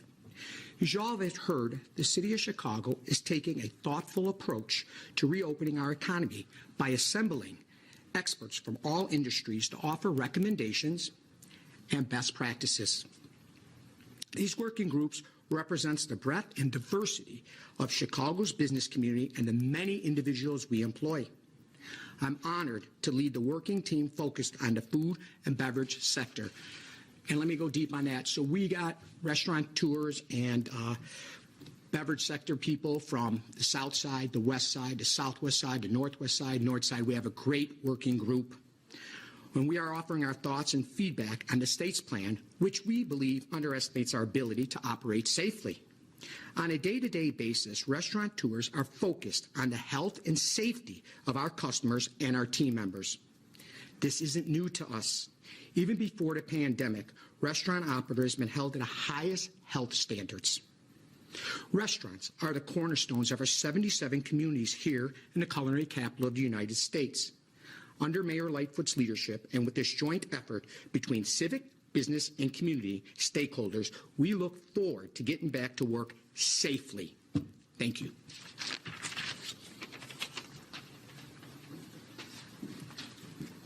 And now we're happy to get myself back together. Happy to take your questions. Thank you, Mayor. Sure. This plan, like the governor's plan, does not have dates like we have seen with some other states. What about that? Folks are anxious to see, okay, when will I go to my favorite restaurant? When will my child go to summer camp?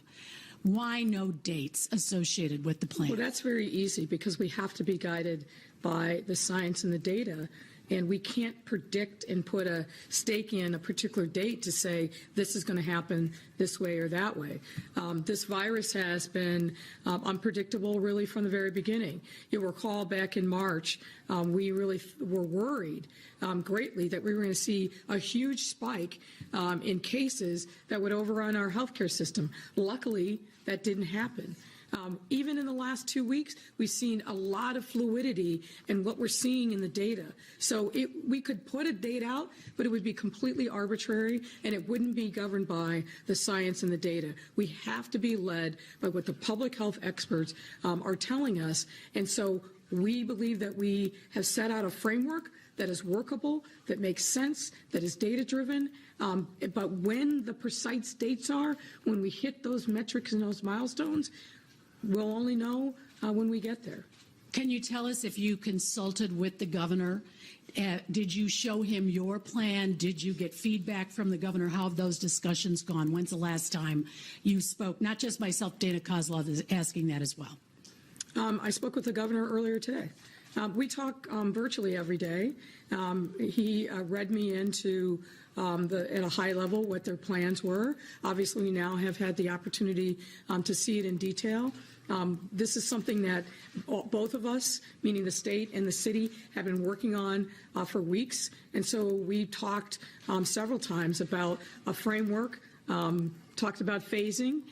We talked about gradual reopening. So, yeah, those conversations have been taking place for some time. There are some discrepancies, including differences between the two plans, positivity rate being one of them. We've asked Dr. Ezike about that. She told, her answer is those congregate settings, which others have also decided to take those out. Indiana takes it out as well. But she has answered that question before, and I'm not quoting word for word, but those folks that work in the nursing homes or work in the jails live in the community and therefore go to grocery stores and wherever. So she feels they should be part of that positivity rate. But I'm hearing a different answer from all of you today on Yeah, I don't think that's quite true. I'm going to invite Dr. Arty up to answer the specifics.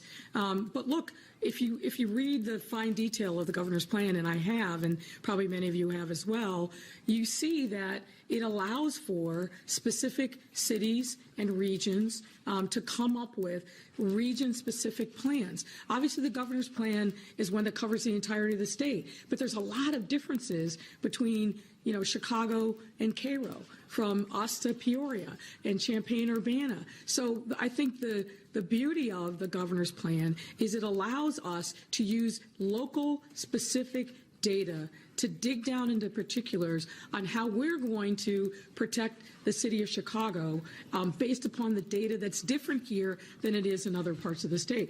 It would be impossible to have a one-size-fits-all plan, and we read the governor's plan as giving us the flexibility to offer up specific local guidance, and that's what we're attempting to do today. But do you want to? Yeah. Yes. Okay. Thank you. So I'll just add briefly, again, no significant conflict here, but it really has to do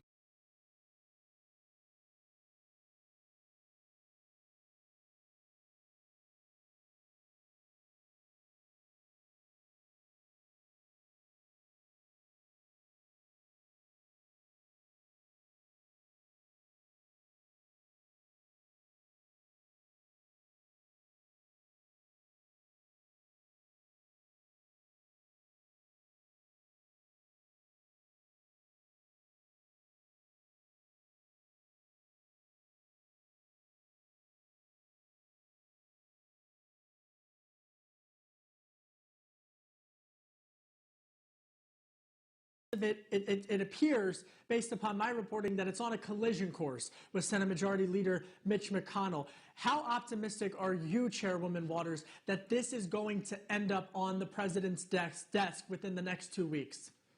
Well, first of all, I got to tell you that no matter what happens the day before, I end up every morning being optimistic. Yes, we're always on a collision course with the Senate, with McDonnell, but we have to fight through it. We have to negotiate.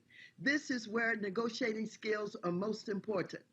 What do you know about some of the members who care about it? And if McConnell is not supportive of it, can you gather up a number of Republicans who may be supportive of it, so you can put some pressure on him? What leverage do you have? What is it you know that he wants, that he cares about? And so it's a matter of tough negotiations. Yes, they're going to resist oftentimes as long as they can, but I want to tell you, both Pelosi and Schumer are pretty good at what they do. And so we're not discouraged. We're not intimidated. We're going to negotiate, and we're going to go for what we believe is needed in order to give some support and security to the people of this country. Right. Madam Chairwoman, one of the big things that you have a jurisdiction over on the Financial Services Committee is oversight and making sure that all of the liquidity and all of the money that has been doled out to the banks, the large financial institutions, the small businesses, that is being carefully watched over. Can you give us an update on where your oversight is in regards to that? And do you have any concerns about how the banking industry has handled all of this influx of cash? Yes, I do have some concerns, and the Oversight Committee is just getting started. But of course, I worked through some of the problems that we had in getting the PPP distributed equitably, and so I know what the problems are. I do know that some of our big banks created portals for their concierge clients. And I do know that at first they were only dealing with people who had SB loans with them already at the bank. I was disappointed that there were people who had relationships and been dealing with the bank for 20 and 30 years that were not accepted with the applications that they were trying to turn in. And so the banks in the first CARES bill did take care of, in my estimation, too many big businesses. And many of those big businesses have been put to shame, and many of them are returning the loans that they got. And so the money did run out, and a lot of the small businesses were left hanging. And so on the emergency supplemental, I created a $60 billion target that would go to the MDIs, that is the Minority Depository Institutions, and to the CDFIs, and the micro lenders, credit unions, and to the community banks. These are the people who are closest to those small businesses, who know them, who know how to work with them. And so they've done an excellent job since we got that emergency bill passed, and they have been able to connect more with the small businesses. And when I targeted that money, that gave them the liquidity that they needed in order to do the loans that were so needed. And so many of them have found, that going to the smaller lenders, they can do a lot better. They're still eligible for PPP, and I'm still encouraging them to go. But yes, we are doing a lot better, and we're taking care of the smaller businesses now. Chairwoman Waters, we have 30 seconds left, but I want to get this question in. For minorities, for elderly workers as well, they've been more negatively impacted by this economic crisis than other groups. What's your message to them? My message to them, particularly the older workers, is that we put an extra $600 for each of you in the first CARES bill, because we wanted you to have protection above and beyond what you may be able to get on unemployment. And we're going to keep on looking out for you. You have friends in the Congress of the United States of America. We care about you. We're working for you, and we're going to keep going. I hear you. Chairwoman Waters of the Financial Services Committee, thank you. This is Bloomberg.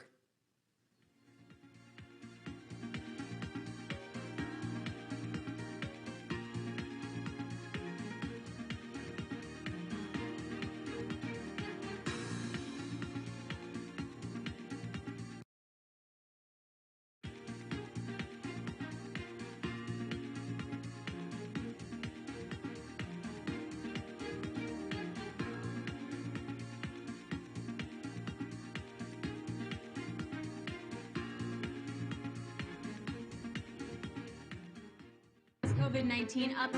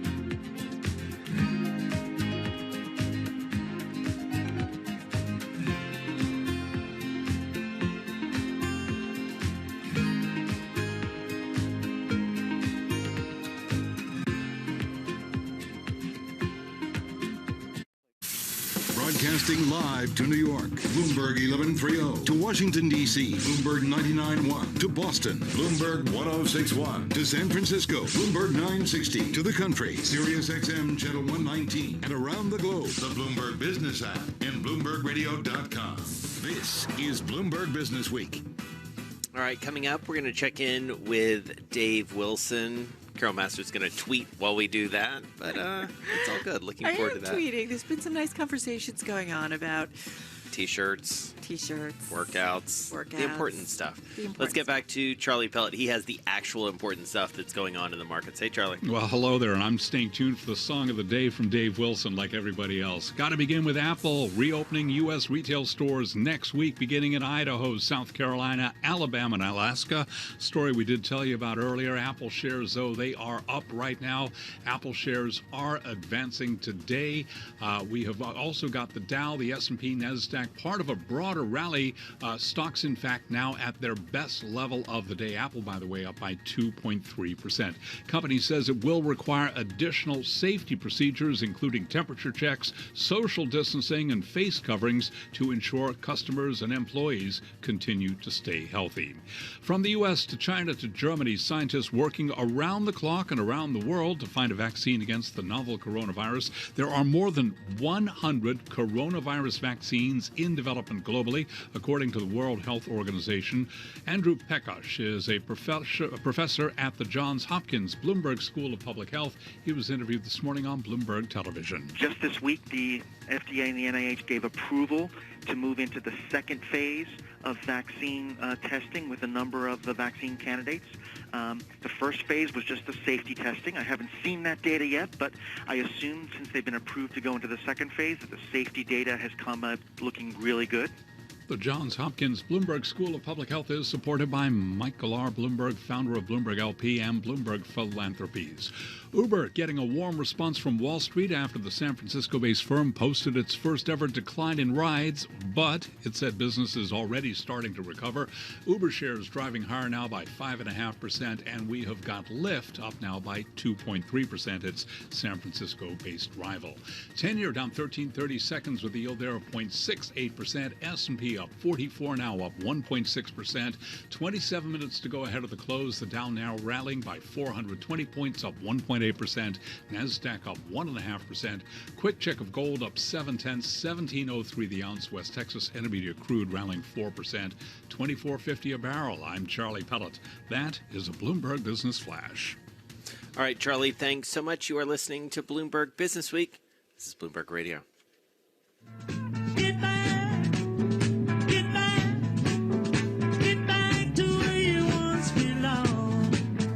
Get back, Jojo. You know, I gotta tell you, anytime I hear the Beatles, it just makes me happy. I know. It really does. Like, Needed. you know, we'll just play it around the house, and I love it. They're incredible. All of them. Dancing around. Yeah, kind of. It's good. Yeah.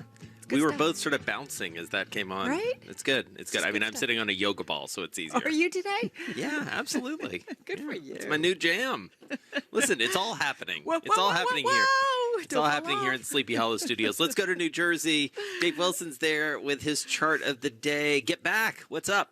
Absolutely. It's all about tech stocks getting back. You have to think back a little more than a year and a half to September 2018. And S&P Dow Jones overhauled the indexes, the main industry group indexes that we talk about all the time. That's when phone companies were put together with media companies and the likes of Google, Alphabet really, and Facebook and a few other companies to create what we've come to know as the Communication Services Index within the S&P 500. And in the process of that, well, tech stocks lost some of their weight within the index. At least that S&P 500 technology group did, because you had Alphabet come out and Facebook and 4 other companies as well, Twitter and a trio of video game makers. So what's happened as a result of tech stocks doing so well since then, they've been the best performers out of the 11 main industry groups in the S&P 500 since the realignment was completed, up more than 25% now. And as a result of that, they're back to the weight that they had in the S&P 500 before the change was made. And in fact, if you were to add back those 6 companies that came out, you'd be looking at a group that was close to a third of the S&P 500's value. As it stands, got to 26.5% this week and was just below a 20-year high that was set in July 2018. So in other words, they've changed the composition of the tech stock index, and tech stocks are still, a big deal for the market. Let's put it that way. So Dave, all is right with the world. Well, at least all is right with the tech stock world anyway. I mean, you're seeing the same kind of concentration that you did a couple of years ago, even though, you've got some of the biggest companies in the market that are no longer there, specifically Alphabet and Facebook. And if you want to know more, folks, send me an email. I'll get you the chart, the explanation that goes with it, and everything I do going forward. The email address is dwilson@bloomberg.net. That's dwilson@bloomberg.net. All right, Dave Wilson, what are you going to be listening to this weekend? What do you got teed up for some good vinyl? I have no idea. I mean, I just sort of, take it as I go, And it could be any number of things. You know what I saw that I think you would appreciate because you're such a music aficionado? What's that? Jason Isbell, noted songwriter down in Nashville, just released a new album, but he's selling it only initially through independent record stores because he's worried about their existence. So obviously it's mostly online sales, but don't you think that's cool? Yeah, it's sort of an extension of what they've been doing for years now with Record Store Day. Right. Actually, this latest one was supposed to be in April, then it was supposed to be in June, and now it's actually being spread out over 3 months, August, September, and October. And then they have a fall one, which they call Record Store Day Black Friday in November. So what Jason Isbell's doing is the sort of thing that's been going on for years, more broadly with these sort of special issues and so on. And this year they really had to tweak the schedule because of the virus and how it's affected the business. Well, Dave Wilson, what do you plan on your YouTube channel, right? You've got your favorite music there. What are you putting up this weekend? I've got a few things that you just can't find anywhere. I ran across a Gary U.S. Bond single from 1966. Never did any business, but, I decided I wanted to kind of get his stuff, more of it, because let's face it, Bruce Springsteen certainly helped him out in the 80s. Yeah. And so I put that up there. I think a few other things here and there. What's it called? How do we find it? What's it called? Because it's definitely not the Dave Wilson Garden YouTube channel or Nursery YouTube channel, which also comes up when I do Dave Wilson on YouTube. Let's see. I'd have to find it for you. You don't even know what it's called? Link, Carol. You don't know what it's called? Send Carol a link, and then she's going to tweet it to her legions of followers. Oh, whatever. You sure it's not Dave Wilson on winter pruning? No. I'm just telling It's you. just me. I search, and this is what comes up. Yeah. All Come right. on, Dave. I want to. Maybe some SEO help Dave Wilson needs on his music YouTube channel. Come on. It's like it's like chart of the day for music. He's a gardener? I don't think so. I don't know. Why not? Too hip. Our producers are chuckling. They are. We love All you, right, Dave. let's get He's to gonna Bob come back Moon later. now. He's got world and national headlines. So am I.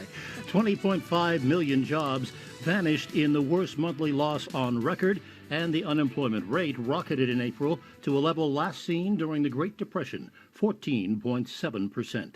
Still, most people seem to be keeping up with their rent so far. Bloomberg's Martin DeCaro has that story. By the time April ended, 92% of renters had managed to meet their monthly payments, and May is off to a strong start. For the first 6 days of the month, 80.2% had made a complete or partial payment. Says Doug Bibby at the National Multifamily Housing Council, a landlords group that surveyed 11.5 million market-rate rental units. He says tenants are managing thanks to federal assistance under the CARES Act, among other means. An increasing number of them are using credit cards. And Bibby says landlords are meeting their tenants halfway, at least through the first 2 months of the crisis. I don't think this trend, frankly, is sustainable. Many cities have banned evictions, but only until the pandemic subsides. In Washington, Martin DeCaro, Bloomberg Radio. President Trump, by his own words, is in no rush to finalize the next coronavirus relief package. Trump says he wants to see what Democrats propose. Trump also made a death toll projection during a White House meeting with Republican Congress members. You look on television today and you see body bags and you see mass graves, and we may be talking about 95,000 people ultimately. We may be talking about something more than that. Global News, 24 hours a day, on air and on Quick Take by Bloomberg, powered by more than 2,700 journalists and analysts in more than 120 countries. I'm Bob Moon. All right, Bob, thank you. Appreciate that update. You're listening to Bloomberg Business Week. Well, Carol, a lot of people, online shopping, doing various things while they're at home, maybe online shopping for a new house, and Zillow apparently is looking to, maybe take advantage of that. Interesting. Don't you think about that? Like all the stuff you're doing online, you have all this extra time to, some might have some time and you're like falling down those rabbit holes, and maybe you're like, I like my house, but maybe I want to think about a new house. And so Zillow is getting ready to fire up the company's home flipping business as robust search activity on the company's websites shows that house hunters are not getting thrown off by social distancing measures or economic uncertainty. This is interesting, and I want to see if this truly pans out. The company, which stopped purchasing homes in March, has seen consumers embrace virtual home tours and digital transactions, giving the CEO confidence to start buying homes even as COVID-19 pandemic continues to move on and rage on. And that's what's interesting. Remember, we've done the stories in the magazine about how Zillow, it's not just to do the transaction. They themselves have been buying homes. Right. And they're trying to basically increase that business because it can be pretty lucrative if you get it right. It's losing money right now, according to this story that's on the Bloomberg and at Bloomberg.com. It's an indicator, right? If you think if they have the guts enough to take on that risk.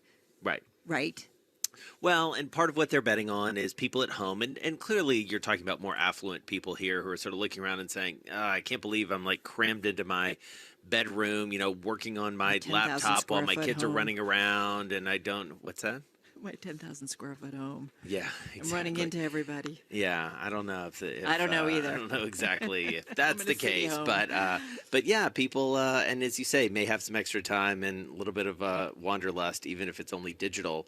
And if you are getting more comfortable buying and selling things online, why not a house? I guess. I mean, Taylor Morrison. We talked to the CEO. There a couple weeks ago, and they're doing a lot more virtual stuff. This is Bloomberg.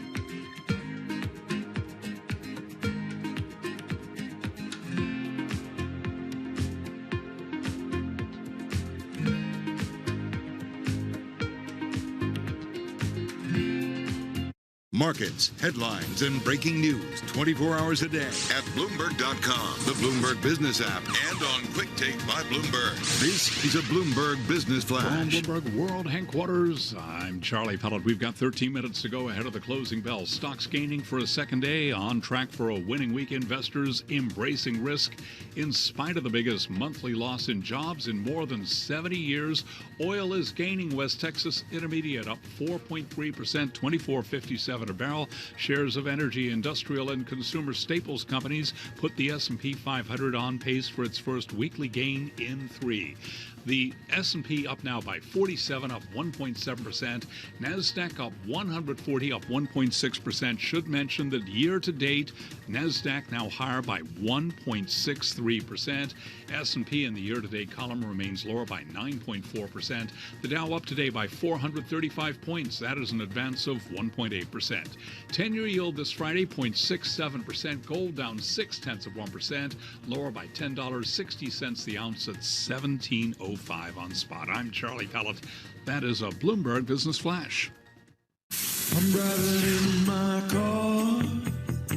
I turn on the radio. How about you let me drive? Oh, no. Who's gonna drive you home? Honey, please, I'll do the driving. Drive on. Excuse me, I want to drive. Just drive, baby. It's the question that drives us.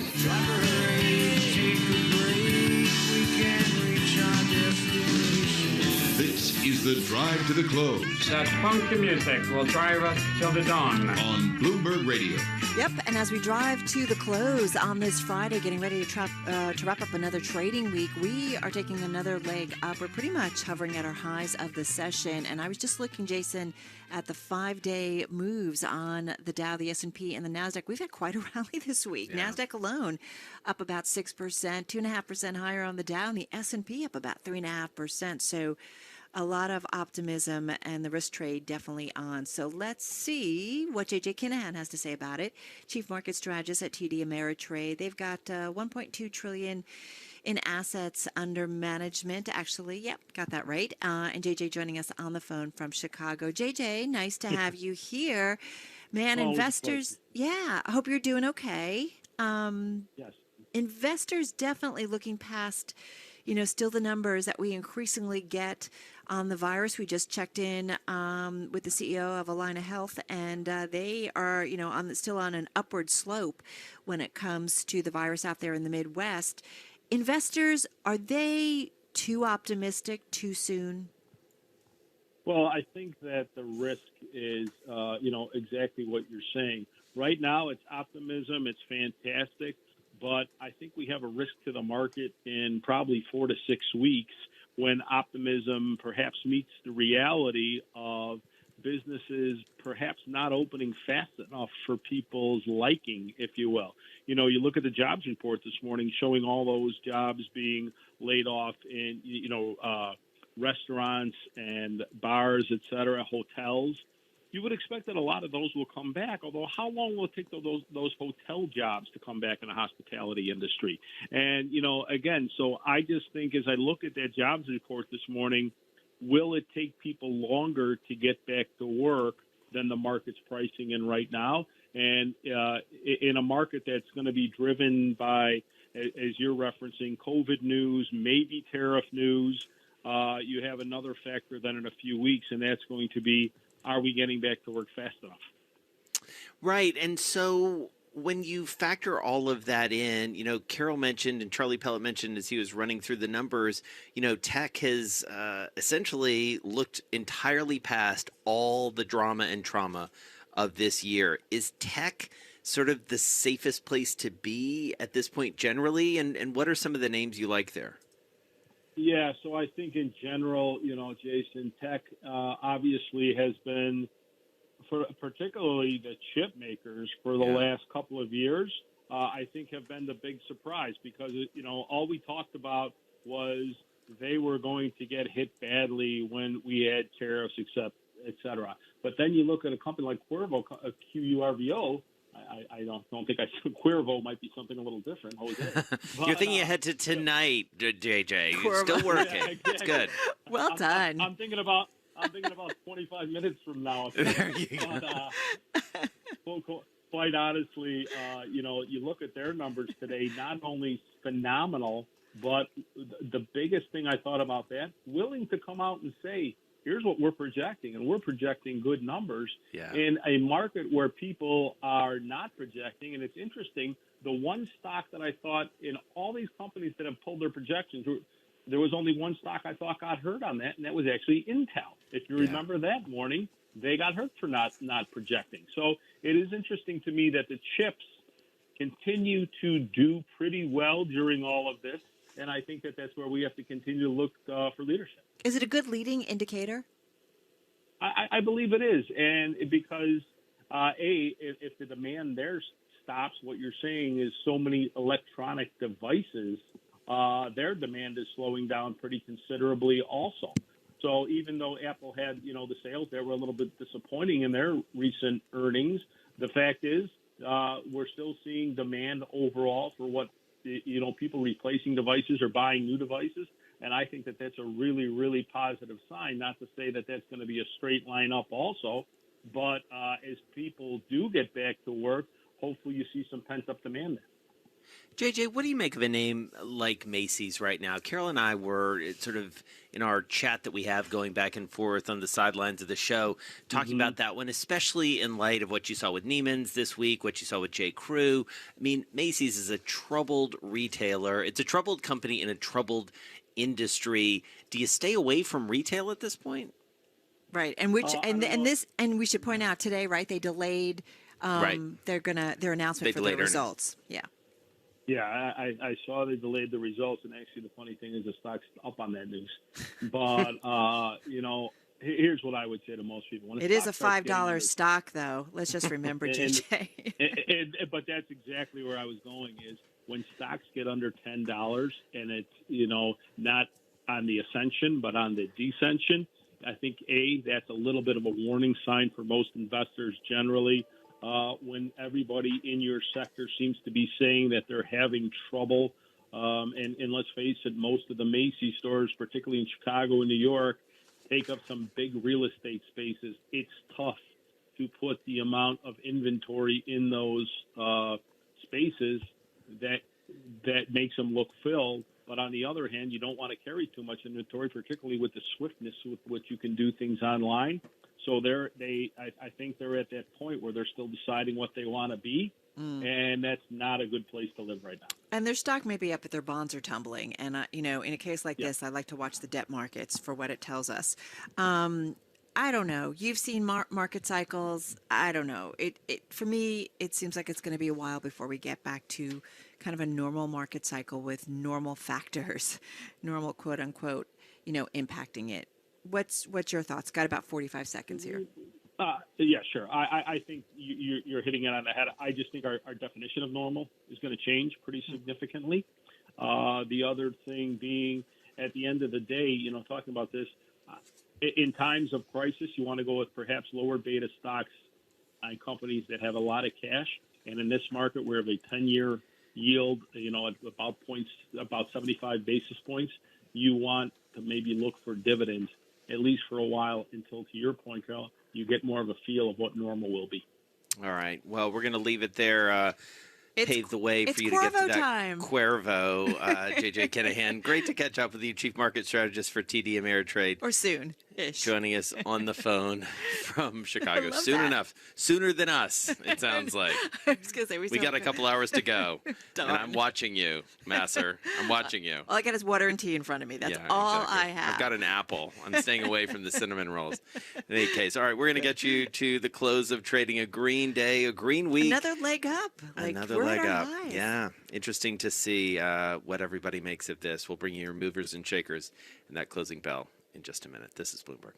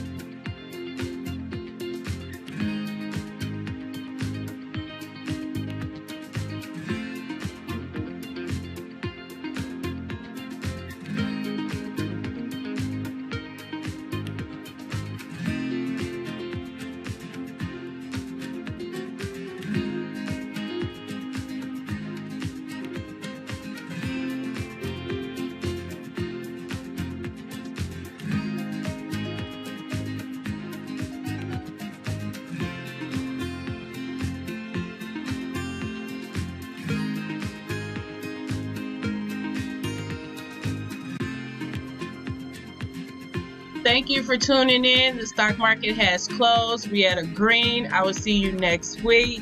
Thank you. Like, share, and subscribe. Enjoy your weekend.